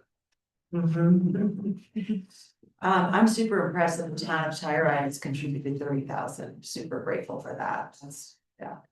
I mean, again, this is not a decision-making meeting, but I very much understand the value of this project. I would like to see Mountain Village on here. I think that's a little unusual, or I don't understand their rationale, and Montrose County as well. But yeah, I think this is important. We do have a community grants program, which sort of feels like where this might fit. What do you think? The rest of you, am I misunderstanding that? I know we've already finished it. You finished that, and I wouldn't want to necessarily include it in that round, but you do have the $15,000 as a placeholder for decisions to be made mid-year. Right, do we have funding out of our parks and open space that could support this as opposed to the general fund? I would want to have that conversation with Janet. Yeah, why don't we have the looking in our budget conversation offline and see. We're what our currently at a choices are. deficit for next year's parks and open space budget. That's my hesitation. But And at the same time, understanding, you we did still have mention- a fund balance. Yeah, and you did mention that probably some of those projects won't come to fruition. I'm just thinking about the list of other organizations that Right. came to us during that time. Right, And if this feels like yes, kind of the right place for it, yes. in my mind. I was hoping that Shannon Armstrong would weigh in on just her thoughts on this project, and not to put you on the spot, Shannon, but just wondering if you have anything more to share with the commissioners in considering funding this?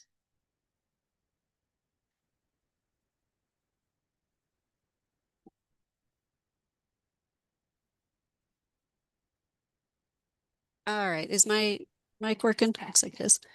Yes, Okay, and I'm sorry, I missed the question. I don't have a working microphone on my computer, so I was plugging in the headphones as soon as I heard my name. we can hear you fine.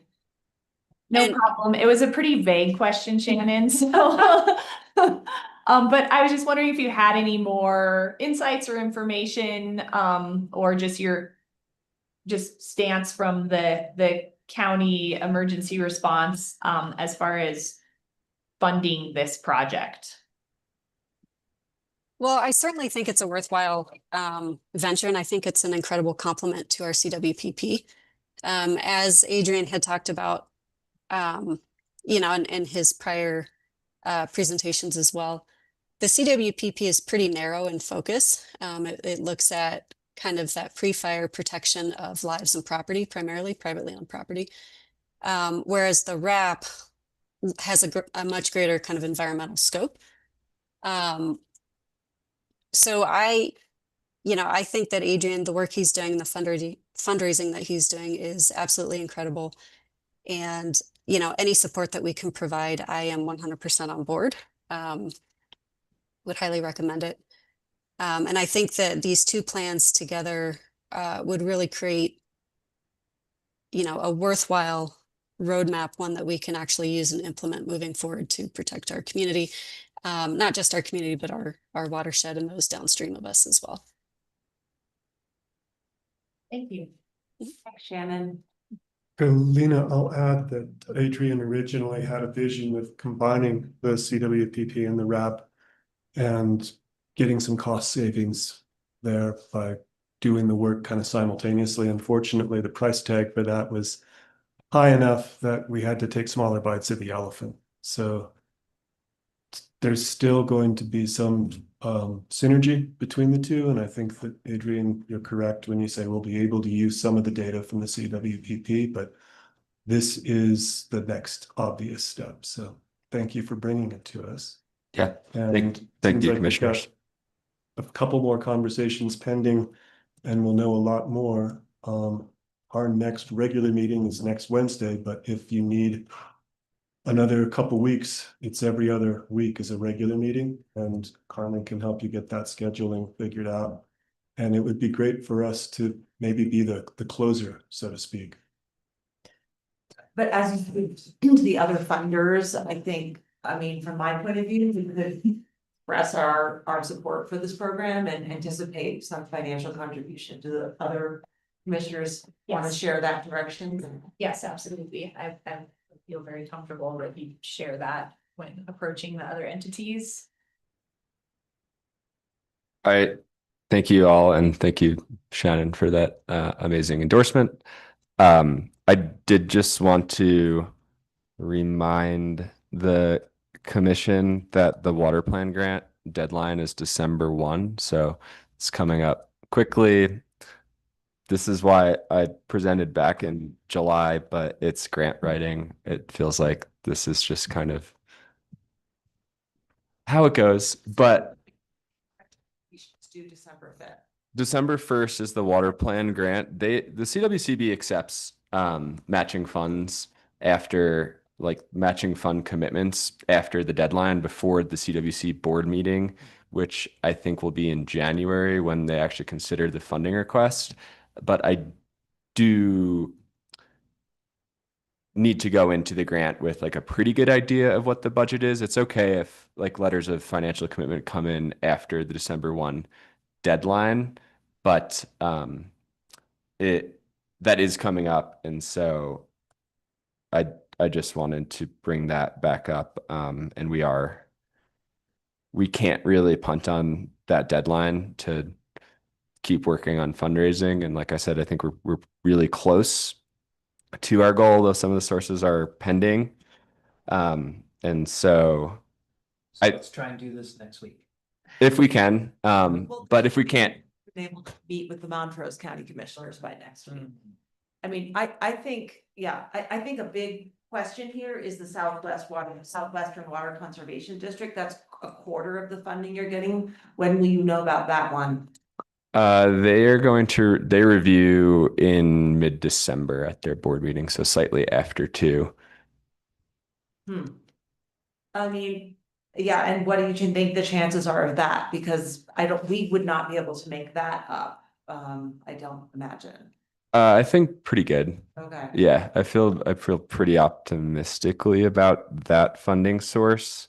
And I just said we can't punt. I mean, if all the funding fell through, we would be forced to, which would be the July 1 deadline for the water plan grant funding. We really don't want to do that. So, I think, what was the term you used? Feeling optimistic about that Southwestern Water Conservation District? I think you could feel generally optimistic about raising all the money, without committing us. And probably not to the 20. I mean, it really does seem fair that Montrose County would contribute. And I agree with Lance about the Tarrant Fire Protection District. They have more resources, well more than the Norwood Fire Protection. So why don't you spend a few more weeks trying to get some commitments from them, and then come on back. Does that sound good? But it probably won't be before December 1st, just because we'd like to hear from those organizations as well. Okay. Does that make sense? We'll be ready as soon as you are. Yeah. You can expedite, and get through to the right people and get the right answers. okay. Come on back. That sounds good. I am just going to like pose one scenario to you, which is that the rest of the remaining funders all may want to be the last money in. Yeah. And so I feel strongly about being last. Okay. I would just like to hear back from the Tarrant Fire Protection District and Montrose. Do you guys feel differently about Yeah, that? I think that hearing that the Southwestern Water Conservation District grant isn't going to be decided on until mid-December, and that you actually have a December 1st deadline. We can act before that deadline, and you may have to explain that the Water Conservation District's timing just doesn't work with the December 1st, but you feel confident in going with that. Maybe Yeah. add some language that if that doesn't come through, we all pause, or we all take our money back and hold it until July 1st and scramble for the last missing bit. yeah, we don't request any of the matching funds until we have secured the full funding amount. And the Southwestern Water Conservation District grant decision will be made before the CWCB board meeting, which is, yeah. Okay, it all works. Yeah, I don't think we're gonna be able to get in for December 1st, though, Lance, if we're waiting to hear back from those two other entities that you mentioned. Depends how Adrian's conversation goes when he leaves this room and heads for the Telluride Fire Protection District. And he's got a phone call in with Mike's hot tip that will yield some food. All right, we'll jump on it as soon as you have word back from those two groups, and we can always turn a work session into a regular meeting, so don't worry about that every other week situation. Okay. All right. Thank you, commissioners. Good? We will need some time for notes. Mike? I'm only hesitating because the meeting on the 26th is not, Is the day before just the Thanksgiving. day before Thanksgiving. Currently, we have nothing on there, but we And could. same with the 3rd, we aren't meeting on the 3rd of December. Correct. That- Right, so it would be either the 19th or 10. December 10th. But we can also have a quick meeting on the 26th, even if it's on Zoom. Yeah. So, I just don't think that's realistic, but we'll see. All right, let's carry on from scheduling. Thank you. You can work that out with Carmen. Thank you. Appreciate this. All right, why don't we take a quick break? It is a little bit 11, just after 11. We have less kind of formal matters to discuss, not managing matters, commissioner updates, attorney matters. More anything for us today? No. You can put your hand up. Oh, Mr. Tooley, do you have a question or a comment for this regarding this conversation?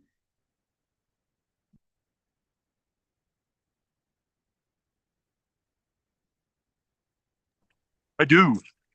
And this is not directly relevant to this specific funding round, but just looking at general strategies. I think there is a whole field of environmental justice, not just on racial basis or income basis, but it's finding culpability for past wrongs And, I would suggest that it's pretty clear that there is probable cause, a cause of action to be investigating Mountain Village in that regard. Now, finding malicious action on the part of in a civil matter is generally not a path to settlement, and it's generally not done with people of money. However, it is done against the poor. So there's that type of balancing, social ecology, of environmental justice, if you will. And I see, direct possibilities for wetland development as well as wildfire protection, and that's in the impacted streams of the ski area. And there's an additional opportunity, I believe, in uh, uh, turning the mineral soil ski runs into fertile grasslands, into meadows, if you will, by the application of biosolids, which would be a wastewater management treatment product with a properly located facility. So wetland of its a sort itself. Thank you. All right, Adrian, thank you very much. Thank you. All right, we will be taking a break here until, let's say, 11:15. Sound good, everybody? Be back then.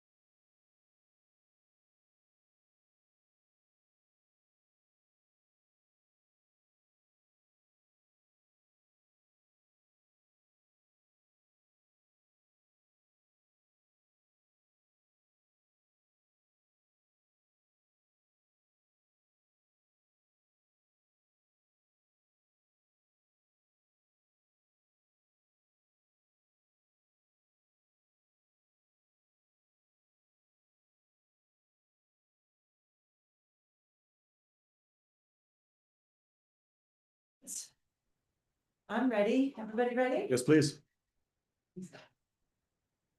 Hello, San Miguel County. It's 11:18. We are back to continue our work session on November 12th, 2025. We are on item 7, which is manager matters. Bring it, managers. Thank you, commissioners. First off, I want to make sure that you noticed our new posters. They are our goals, but we articulate them as our focus areas and actions. And thank you to Megan Knowles, did a beautiful job laying those out. And thank you to the commissioners for catching some of the little changes we needed to make. Much appreciated. They are beautiful. They are, aren't they? Yeah. Very visual. And I'm hopeful that when we receive, and I already blew it today with Adrian, but to point to our focus areas and say, does this request align with what you've identified as your focus area? But we'll get into that practice. I was able to speak with Owen Perkins at the end of the last week at the Daily Planet, changing now to the Telluride Times. About the suggestion that I had brought up at the last meeting, doing a little bit further research. There's some Suggestion being. doing our public hearing noticing on our website versus in the paper. And the Times, we'll have to change that resolution for the name change, but is still our paper of record. And statute does clarify that if it comes out at least weekly, you're still required to use that for all legal publications and legal noticing. So I did get back to him and say, hey, I'm not going to be recommending that we change our process.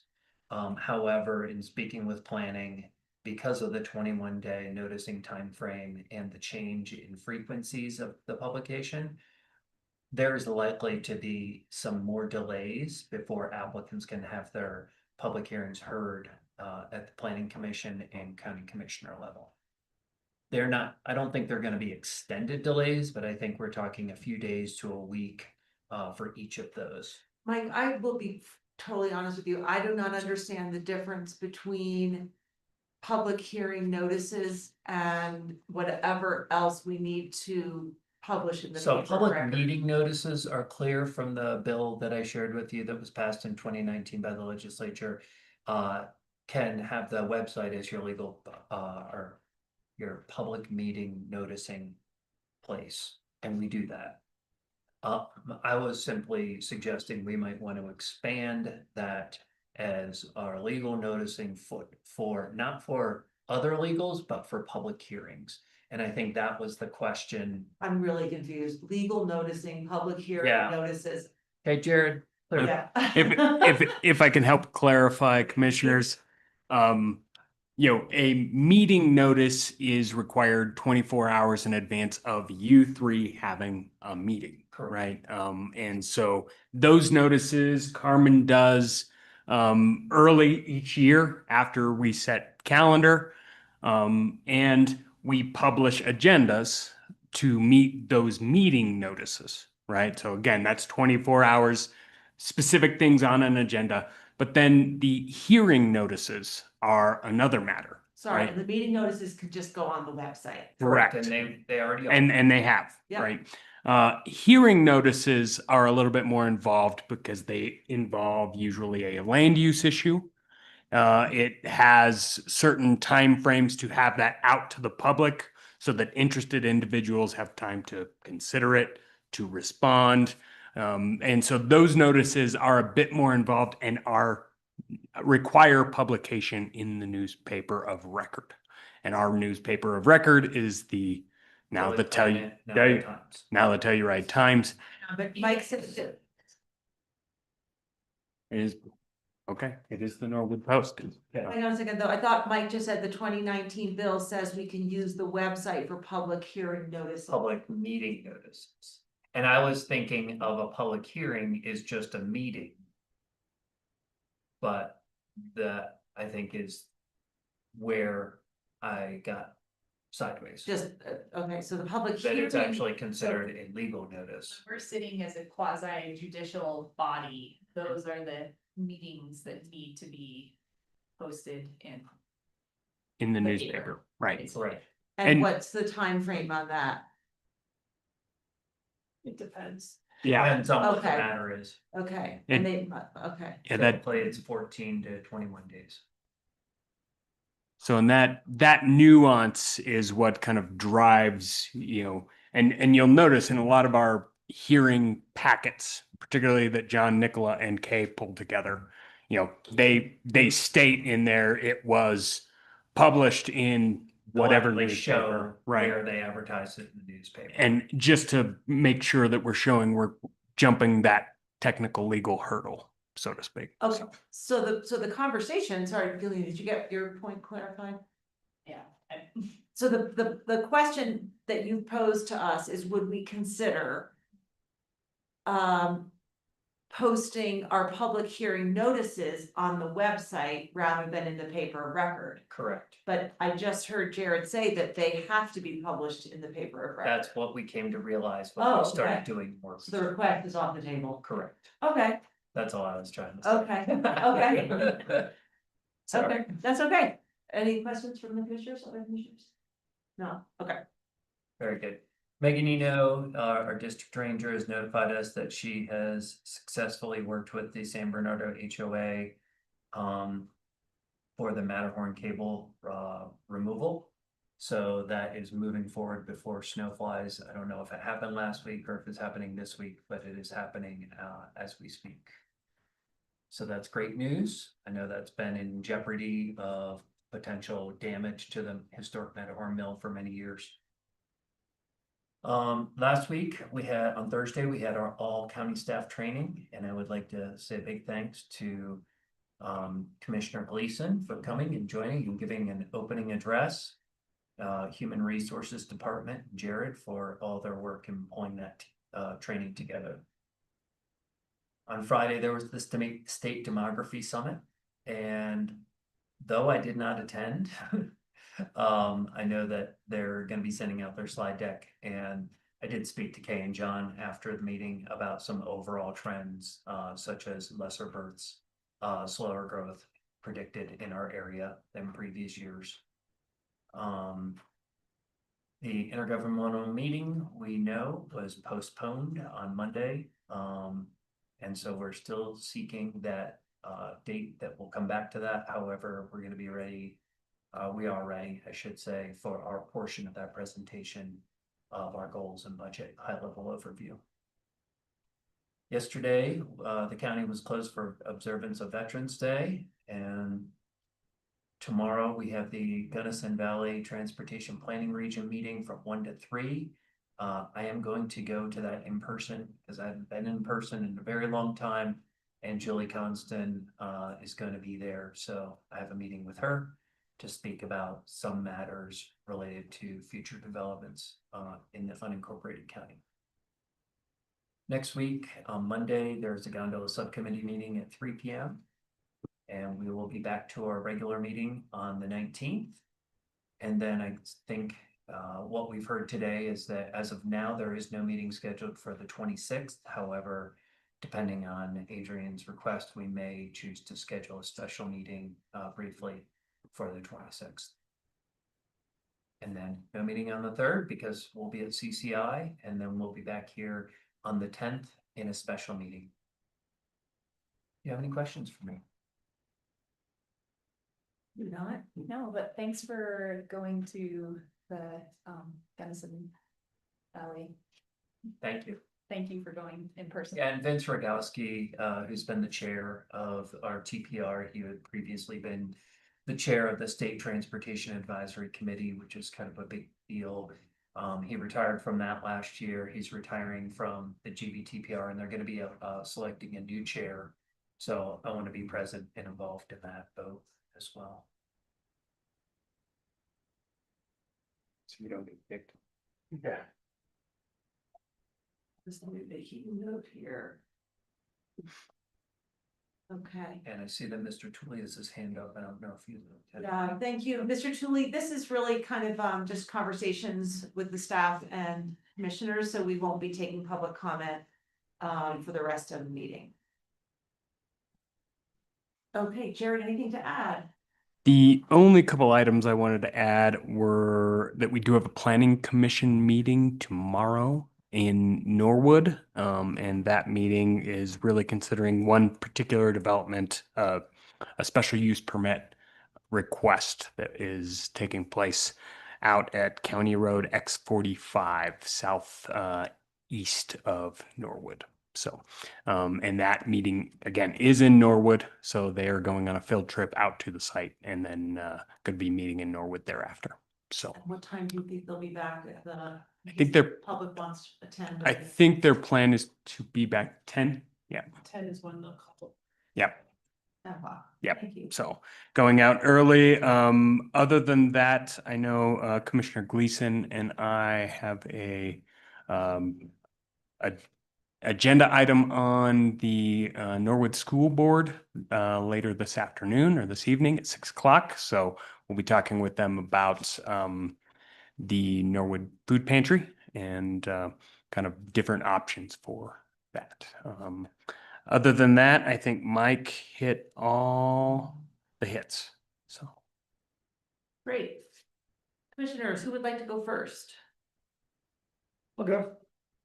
And I will start with a really fun project that Commissioner Gleason and I worked on together last Thursday. We got to go to the Telluride Intermediate School and work with the 3 third grade classes who were studying local government. And between us, we managed to work through a mock scenario. We got the kids to then discuss and try to persuade each other as to which side of a hard question they should support. And then we reunited as a class and ended up talking about, was that democratic process a good way to get a big group to reach a hard decision, or was it better to have a king or a queen? And the consensus seemed to be that democracy was a better choice, but some of the kids thought that a monarchy might be more efficient and they'd like to be the leader. So it was a good time, and I really appreciate Commissioner Gleason joining me. That was a highlight for me. I've also had the fortune yesterday to attend an Eco Action beneficial electrification meeting, and there were 3 separate speakers on 3 separate topics, all combined into 3 hours. The first was the code manager from the Colorado Energy Office, Shauna Mullinger, and she just walked us through the differences between the various options for electric code. And they are coming our way. Matt was at the meeting and was taking good notes and asking questions in that portion. I was able to keep up because I've been in contact with Matt and with Jared, so at least I had some background. The next speaker was Wiley Freeman from San Miguel Power, and his question that he posed himself was, is the grid ready for beneficial electrification? And his answer was yes, especially for San Miguel Power, which is operating well below capacity. The infrastructure, transformers and capacitors are all set for many more electrons to be flowing through our little corner of the grid. That was However, what I expected you to say. Well, it was a nuanced answer. Except that I do know that Sampa is well run.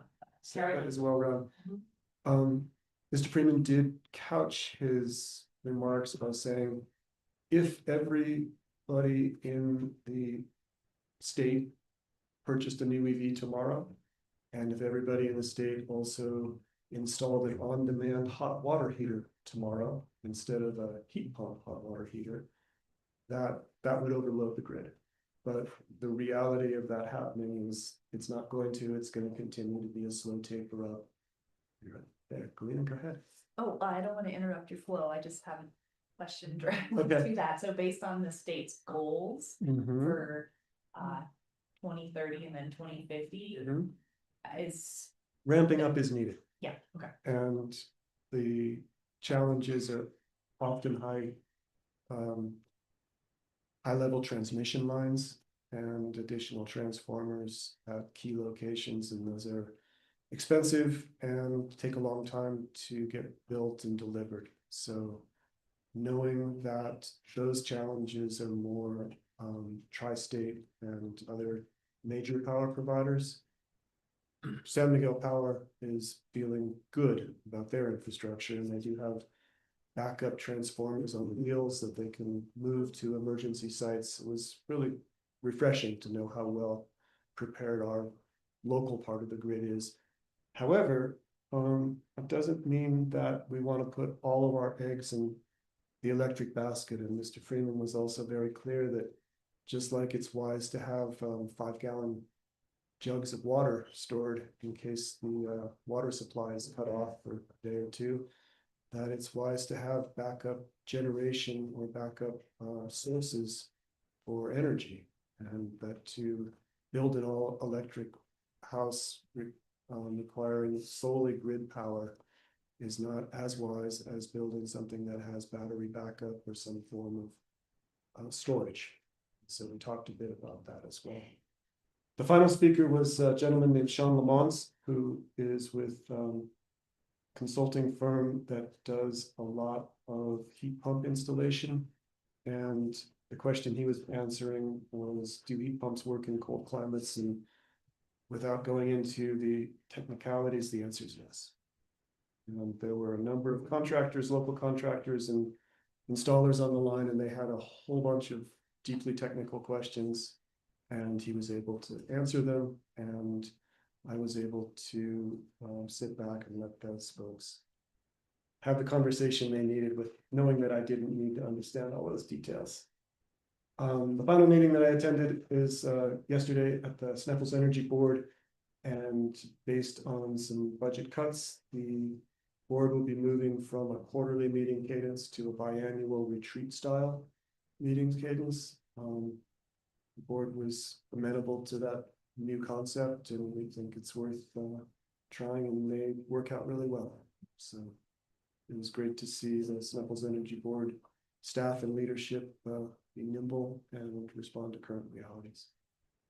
Is that an in-person meeting or a The retreat style will be, yeah.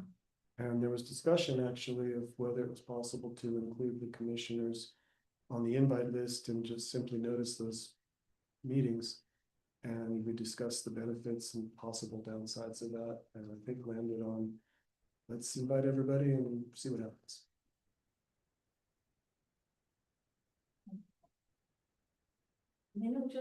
Sure. So last week, we held the Four Seasons Development Community Meetings. These were held Wednesday on November 5th in Natarita and Saturday on the 8th in Norwood. The purpose of these meetings was to share information to date about the Four Seasons Hotel development and workforce housing, and to finally give the public an opportunity to share their positions and suggestions for mitigating the impacts of this project, and just explore ideas on how our communities might benefit from the temporary influx in population. The stakeholder group shared the process to date of engagement with both the Four Seasons developer, Merrimack Ventures, and the town of Mountain Village. We gave information on current properties being leased or that have sold to accommodate the project workforce, and relayed the results from the survey that the stakeholder group participated in to identify and rate projected impacts on the communities.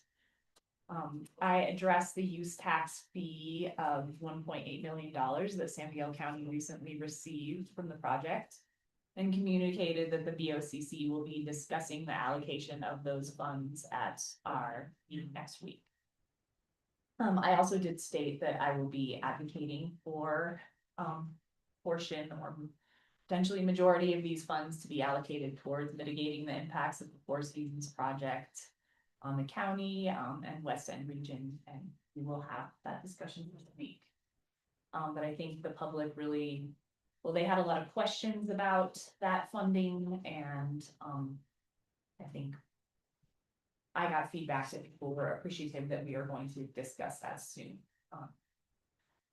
The meetings were very well attended. In fact, at both meetings, I was surprised when I walked in the room and saw how many people were already sitting down in Natarita, I think there was at least 70 residents, and in Norwood, there was maybe 40 people in the room. So very well attended. The Natarita meeting, as far as the stakeholder group in attendance were all the mayors of the towns of Norwood, Natarita, Nukla, as well as Chief Bockrath of Norwood Fire and EMS. Montrose County Sheriff Commander Bruce Schmaltz, Montrose County Commissioner Pond, and representing the town of Mountain Village for that meeting, Paul Weiser was present. In Norwood, there were the same stakeholders, with the addition of Weed Seed Director Michaela Gordon, Sheriff Cobalt was there. However, Commander Schmaltz from Montrose County was at the Norwood meeting. And then Mayor Prohaska represented Mountain Village. And then Natarita Town Attorney Sarah Bachman moderated both meetings. She did an excellent job. Many residents provided public comment. Some of the most notable public comment at the Natarita meeting, Camp V operator Natalie Binder spoke and brought everyone up to speed on the current agreements Camp V has in place.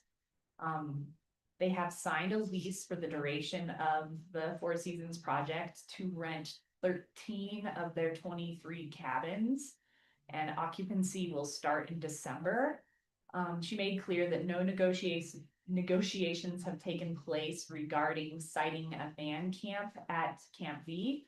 However, she has a fiduciary duty to her investors to allow any group to look at the potential land uses of their private property, and Merrimack Ventures has had a handful of conversations with Montrose County Planning Department to potentially submit an application to utilize Camp V as the man camp site. So that was a new development that none of the stakeholders had actually it's been more rumor mill, but that was really helpful to just get that straightforward information from Natalie Binder.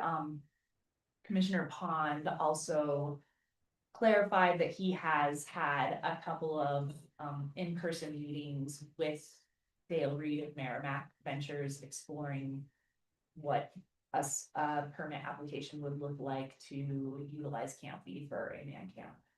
So to be determined, but that looks like the front runner currently for their next potential exploration of a permit application for that use.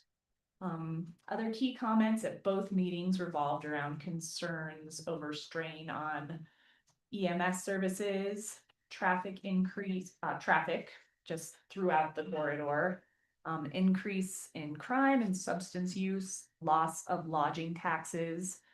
There are questions wanting clarification if workers on the project will be insured and what impact the workforce will have on local clinics and businesses. There are also comments talking about the potential entrepreneur opportunities for local businesses and discussion over how businesses can mobilize and then demobilize with the increase and then decrease in population through the project timeline. The stakeholder group addressed all questions. I felt good engagement from Town of Mountain Village representatives that were there, because there was no representatives from Merrimack Ventures. The Mountain Village representatives were kind of answering questions on behalf of Merrimack Ventures in a way, to just try to help answer questions and curb some concerns based on what they know of the way that Merrimack Ventures is operating. Yeah, let's see.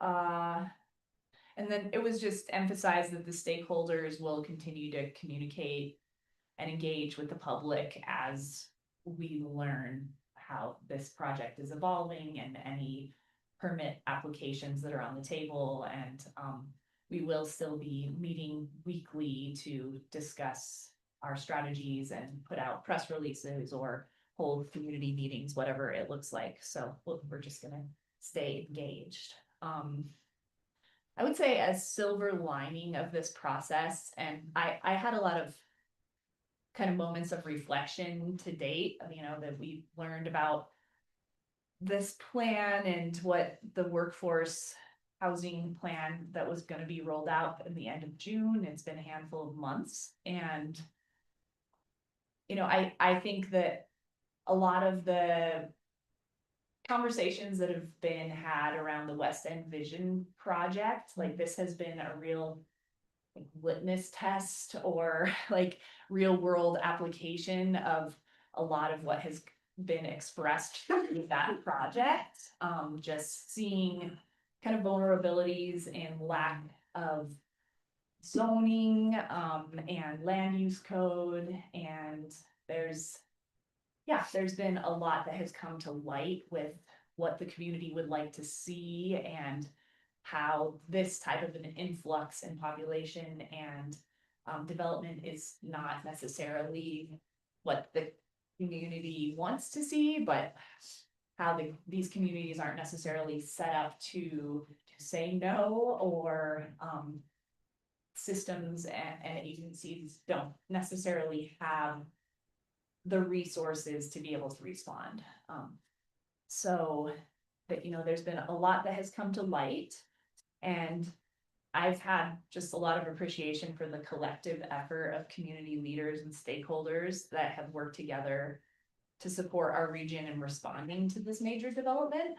You know, the various agencies, public officials, businesses, and nonprofits have demonstrated strong coordination in identifying potential impacts and supporting one another through this process. And I really feel this collaboration has fostered unified communication, specifically interagency communication and collaboration, like between the fire protection and EMS districts, our sheriff's offices, which already have a very strong relationship and they collaborate, but this has been just like another step higher in really collaborating and coordinating. And the meeting in Norwood concluded with these sentiments expressed by most of the stakeholders sitting at the tables. And I feel it set a really positive tone and solid foundation for moving forward with this process. So good meetings, well attended, and lots of feedback from the community, none of which was anything that the stakeholders hadn't already been thinking about thoroughly, but I was really glad we were able to finally hold these meetings and hear from the public. Well, and good to know the stakeholders are on the same page as the community. Absolutely. Yeah. I had a question about the concerns. You mentioned there was a survey conducted among the stakeholders to kind of identify the greatest areas of concern. And are they the ones that you talked about here, like traffic, EMS, crime, lodging tax loss? Are there others? I'll read out. Yeah, I'm all of curious. the Like the rank weighted scores Yeah. here. Mhm. And, you know, we were asked to really take a holistic approach in answering the survey and not just specifically think about our jurisdictions or who we're representing, but just think about the impacts at large. But what rose to the top was loss of lodging for guests, events, and tourism, additional strain on EMS, impact on potable water supply, crime, loss of lodging tax, impact on emergency medical services, loss of business and commercial property, additional strain on infrastructure, impact on law enforcement services, and impact on the character and culture of the broader community and communities of Natarita and Norwood. Makes sense. Yeah. And I'd be happy to share this pretty dense survey with you all if you want to dive in deeper. But yeah, that I would say that these results were also quite indicative of what the community was concerned about as well. But I do think there was a positive twist on how the communities can, benefit from this influx in population and the potential for growth in businesses, entrepreneur opportunities that could present themselves. It wasn't all just like, no, we don't want this, this is bad. It was there, I was refreshed to hear a lot of residents expressing thought on how they could actually benefit from this and make it work for the economies. So, yeah. This has been a heavy lift for you, and I know it will continue, Melina. Thank you so much. I think your leadership is really shining here. Thank you. Like I say, it's been a great opportunity, right? And as Mayor Meehan put it so well, diamonds form under pressure, right? And this has been a lot of pressure put on the communities, and just that kind of like identifying where strength can grow from this process. It's invaluable.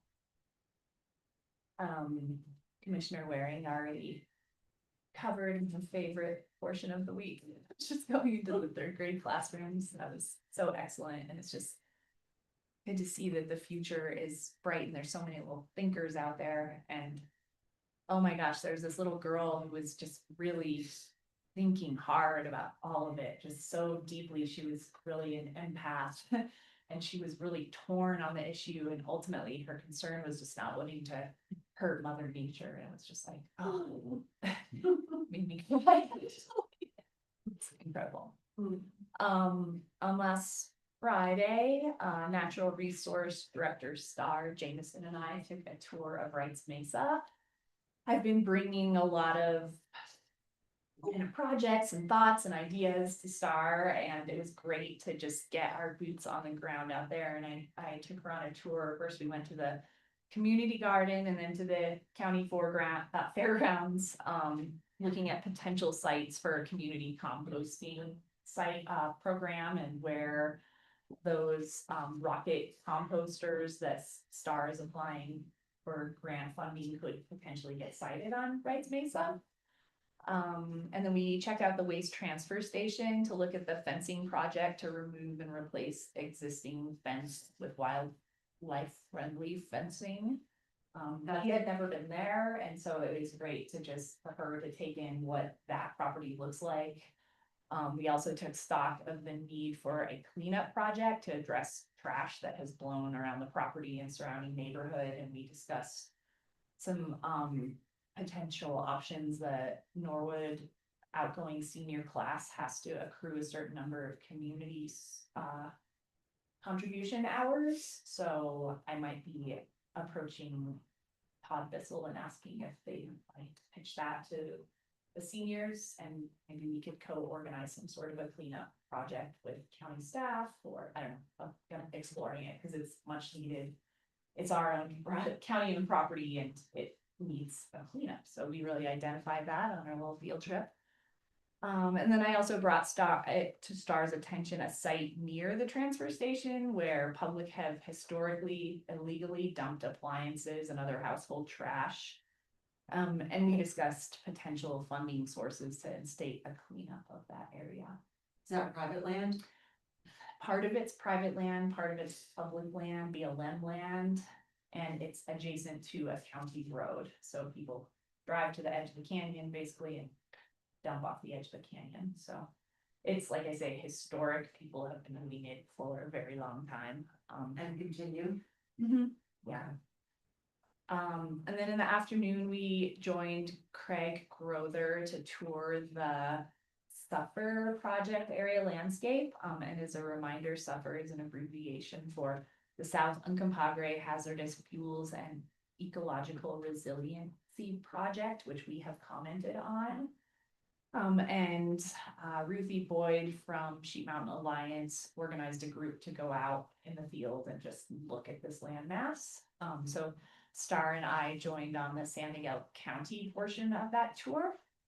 And just a little background, Craig Grother has worked for the Uncompahgre field office for decades. And he's basically a walking topographic map of the Uncompahgre Ranger District.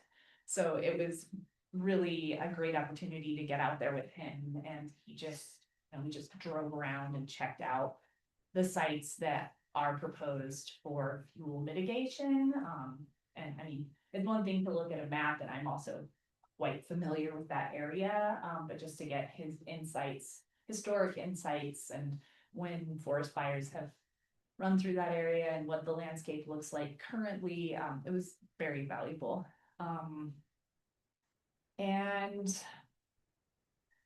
we, I guess to back up our previous comments on this project proposal, the forest fuels identified for mitigation are certainly very far from the WUI, as we know. And if I was gonna like kind of dig in a little deeper as to why they're identifying these areas, there was one portion that is all beetle kill and pretty densely forested, so it would make sense, I guess, on paper to go in and log that zone. It would or would not? It might, because it's all beetle kill. Yeah. But really, this area, there's a lot of mining and, well, more like logging roads, I think it is what, those roads historically were established for. So what I'm getting at is that access is really, okay, so I think that the Forest Service, especially based on the current administration's push for more timber activity on public lands, I think this area is being identified because it's kind of low hanging fruit, right? And our comments based on like, we should look at fuels mitigation closer to the WUI so that we can protect the, wild built environment. Yes, I don't know if that's really the scope in which they're looking at it, but I still stand by that comment made collectively by this commission. I think it's more of a looking for areas of the national forest that could be profitable for timber, but not necessarily protecting the built environment or communities. So it was helpful to just get out there, see it, extrapolate on it, and come back to, yes, the comments that we originally submitted, I still very much stand by. Yeah. Thank you. And then upcoming, as Jared already mentioned, we'll be approaching the Norwood School Board this evening, talking about the Norwood Food Pantry housing options at this point. And then I will be attending the SMART meeting tomorrow on behalf of the county. Thanks for doing that. Yeah. Any other questions for Galina? No? Okay, so here we go. So the meatiest meeting that I will report on was my attendance last Thursday in Durango at the Southwest Commissioners Group meeting. I think they call it SWOC, but I don't know what that stands for. Anyway, it was great. It was hosted by La Plata County. Commissioner Porter Norton ran the meeting. There were people in attendance from Archuleta, Dolores, Montezuma, and us. So I think that's the group that it is meant to encompass. And what was also important in terms of attendance was we had representatives from Hickenlooper, Bennett, and Hurd's offices. So Lisa Poole was there from Hickenlooper, Wyatt Bear from Bennett, and then Amy Huff from Hurd's office. So we really were able to have some robust conversations. A lot about the shutdown and its impacts, which we're hopefully, well, whatever, coming out of. There was talk about that. I'm just going to run through this. It's kind of in the order we talked about it. Senator Lisa Poole brought up the Dolores River NCA, and the group challenged Amy Huff from Hurd's office on why he hadn't yet made a decision about supporting the NCA. Again, we heard the same language. He's studying the issue. He wants to, she added on to that in an interesting twist, is he wants to make sure there isn't another layer of, this isn't another layer of unnecessary regulation. Like, could we use existing regulations to protect this area? And I didn't have a whole lot to say because I was not involved in developing the NCA, but those who had more background, insisted that this was a really, as I do know, well-considered collaboration among all of the stakeholders. And at some point, someone offered to have an educational meeting with the 3 counties and heard. And Amy Huff seemed interested in that. So Jim Candelaria, who's the chair of the Montezuma County Commissioners, is going to lead that. And then our question here for this board is, who would we like to send to that meeting? And then I'll put you in touch with Commissioner Candelaria. Is that a hand raise for a comment or a? It's a hand raise to volunteer to serve in that capacity. That'd be fantastic. I think it'll be like a one-time meeting, and it was suggested that perhaps that takes place on the land. So it was really I felt a important moment in that meeting, because all 3 together kind of called his office on that and said, hey, if you need education, we'll provide it. So that was kind of fun. Let's see. Oh, also regarding the Dolores River NCA, Lisa Poole, this is what she brought up, in fact, is that, let's see, Senator Mike Lee, who chairs the Senate Energy and Natural Resources Committee, is interested in pulling together what she called land-focused legislation. And that there could be an opportunity to get the Dolores River NCA into that package, and she suggested that we all reach out to Senator Lee and encourage him to include it in his package. So that made a lot of sense to me, but obviously something we need to provide staff direction on together. Feels like maybe that is a quick letter that Star could write for us. Do I have that right? How do y'all feel about that? I think that it might be more powerful if we could get all 3 counties to sign the same letter. Was that discussed? That, if it was, I missed it. But that is something we could definitely talk about. Yes. Why don't we And do this? Let's yeah. ask Star to draft a 2-paragraph letter, Mhm, maybe 3. mhm. And when you put Lee and Jim in touch, we'll include a draft copy of that letter. We'll CC Marcia Porter Norton down in La Plata, and That La Plata's involved. I think I'm sorry. she had a, yeah, she actually, though, it was really good that she was there because Because she had so that much history as a conversation, yeah. consultant to that. I got that Yeah, confused because of the link there. exactly. Maybe we can get all 3 of our counterparts. I love that idea. And have a relatively quick signing deadline and get that letter out to Mr. Lee. That's great. Would you be able to coordinate that with Star, request Yes. that? And do you need anything else from me in terms of background, or you got it all? Okay. I think I feel solid on that. I don't recall anyone from Dolores County. There were 2 commissioners there particularly speaking up, like they were, anyway, but I'll figure out, I guess I would just send it to the chair, I guess, of that commissioners and pull that in. Okay. I love that idea. Anything else on the Dolores River NCA? One question for you, does anyone know the federal schedule for that potential bundling that Mike Lee is considering? I do not, but Lisa Poole would. Okay. And I think maybe I did forward you that note, and I don't recall there being a timeline in there, but that would be an easy question for her to answer. Okay. There was a lot of conversation about the decline of cattle ranching in Colorado. Commissioner, I forget his last name, Gerald, maybe you all know, from Montezuma County, is a rancher. And it was discussed relative to Trump's inclination or suggestion that he might increase imports from Argentina. Anyway, it was a little bit above my head, but just because I don't have any cattle ranching background, but it was clearly of great concern to particularly Montezuma County.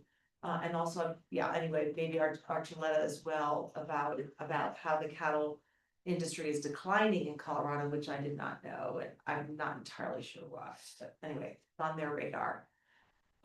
We spoke, or Amy Huff brought up the Norwood Fire District CDS, and I think she was a little bit more not transparent, but I understood her better than what Hurd had said. She said she was very clear that that will not be funded if an appropriations bill is not passed. He had mentioned it was the lesser chance of getting it done in a continuing resolution, but she said, no, it's not gonna happen. So I know there are 3 appropriation bills under consideration now, and I don't know if that would include the CDS or not, but I just wanted to kind of give you that further information. And sorry, for Yeah. which seat? Norwood has a couple of different CDS requests right now, and one is for the loop line and one is for the UMC. and UMC, and then one is for the wastewater lagoon. Oh, okay. And which one was her supporting, do you remember? The loop line. Loop line, Yeah. okay, that was, we didn't speak specifically about the status of those 3, is it, one of the senators is handling the UMC one, right? That anything? Yeah. And I don't know anything about the lagoon. Okay, no worries, I can look deeper into it, but Okay. I would guess maybe all 3 would be affected by I this think so. appropriation. I think so, yeah, so in that regard, it's a good thing to get the government running again. Yeah. Hickenlooper, this is something just I'm putting out to the public here. Hickenlooper's office is looking for stories from local businesses in terms of how the tariffs are impacting their work, their businesses. And a couple of commissioners mentioned specific stories in their communities. There's a coffee roaster, I believe in Durango, that the price of coffee has increased 2-fold, and he's had to lay somebody off just to, and I guess work double time, because of the increase in the coffee cost, just to keep his margins viable. And there was a request, from some of the commissioners that tariffs exempt products that are not made in the United States. In fact, one of the La Plata County commissioners works with glass, and she said she could only get her materials from Canada. And so I think that made a lot of sense. I don't know to what extent the senators and Hurd can make that happen, but it made sense. This is something I also don't know a lot about, but maybe others here do. They mentioned that the federal funding freeze has impacted B2E drought mitigation funds for Southwest Colorado. Does that mean anything to anybody here? And it sounded like maybe it's further southwest than we are. But the Colorado delegation altogether had requested for those funds to be unlocked, and one of the representatives from Washington felt that it was possible that the Trump administration was holding back those drought mitigation funds as leverage during the Colorado River negotiations. So that was kind of interesting. There was a request by Archuleta County for all of those representatives to support TILT and SRS funding. It's an important source of revenue, in particular for Archuleta, and a further request that those fundings be made permanent and not subject to annual appropriation. And there was a lot of nodding around the table at that. I mentioned that the collaborative management program, which Linnea mentioned to us last week, that is, she did it better, she could explain that, but it's a way that human services and or social services focused groups kind of collaborate on what resources they have, what they're up to. There was a mention, I think also by Archuleta County, that funding for those CMPs may be getting cut. I should probably mention that to Linnea. And I don't know if it was federal or state, it was a concern. Then the final thing I wanted to mention is continued conversation among these counties of unfunded mandates, and they asked us whether we had signed on to the Mason County letter. I told them we had not, because those particular mandates that they had spoken about were not kind of concern to us. Other counties mentioned they felt the same, but La Plata in particular have written their own letter to the state about unfunded mandates. A number of counties mentioned that they are having to cut services to a bare minimum to meet statutory requirements because of all of the requirements and the lack of funds. Marcia Porter Norton offered to organize a protest on the steps of the I believe that's where we would do it, courthouse, through CCI and maybe CML and others who are impacted, just to kind of bring further attention before the legislature starts making lots of decisions next year about the impact of unfunded mandates, so might have a road trip ahead of us. That was that. Any questions about that meeting? Really, really worthwhile, I thought. And our next meeting will be in Archuleta County, and they are going to invite another set of representatives, and I can't remember who they are, but it made a lot of sense, so we'll stay tuned for that. Will we be hosting a meeting anytime soon? Yeah, I mean, I offered that, and I said, but I know, you probably don't all wanna drive up to Telluride, it's, like, of course you wanna drive up there, that was a skier, it wasn't all the other commissioners, but yeah, we for sure will offer, maybe in the summer, I don't know. Yeah. I think they're every other month, does that sound right? I don't, Are they quarterly? yeah, I thought they were quarterly. Okay, there was, talk about having, hang on a minute.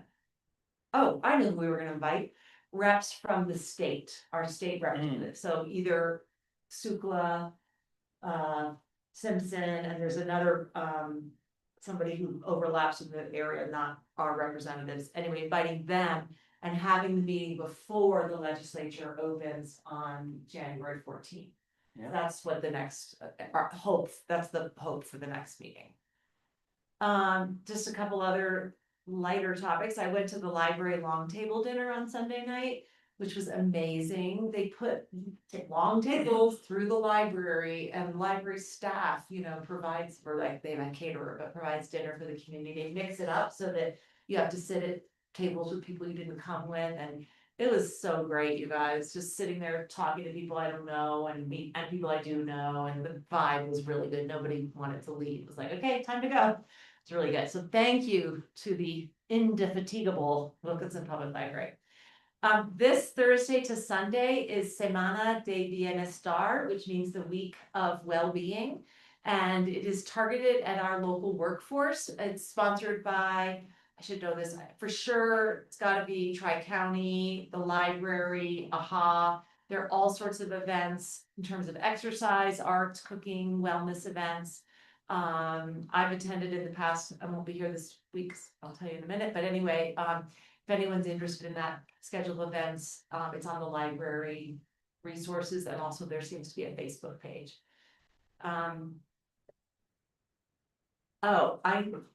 The reason I'm not gonna be around for Semana de Bienestar is because I'm going to CCAT this afternoon. This is I guess it would be our fall retreat in Aurora, so I'm gonna roll out of here after this, and I'll be back on Saturday.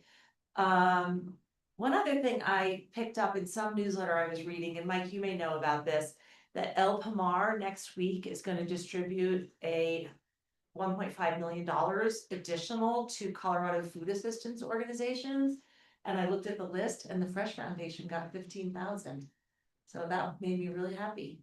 The same, because we haven't had a board meeting since then, but I saw that on their announcement, and it's very exciting. And as I recall, it was one of the bigger allocations, so people were paying attention to Fresh Foundation. That's it for me. All right. I understand we do not have attorney matters to discuss today. So unless there's any further questions or concerns, you know what I'm looking for. I move to adjourn. I'll second. How do you vote? Aye. I as well. The meeting is adjourned. Thank you, everybody. Ooh.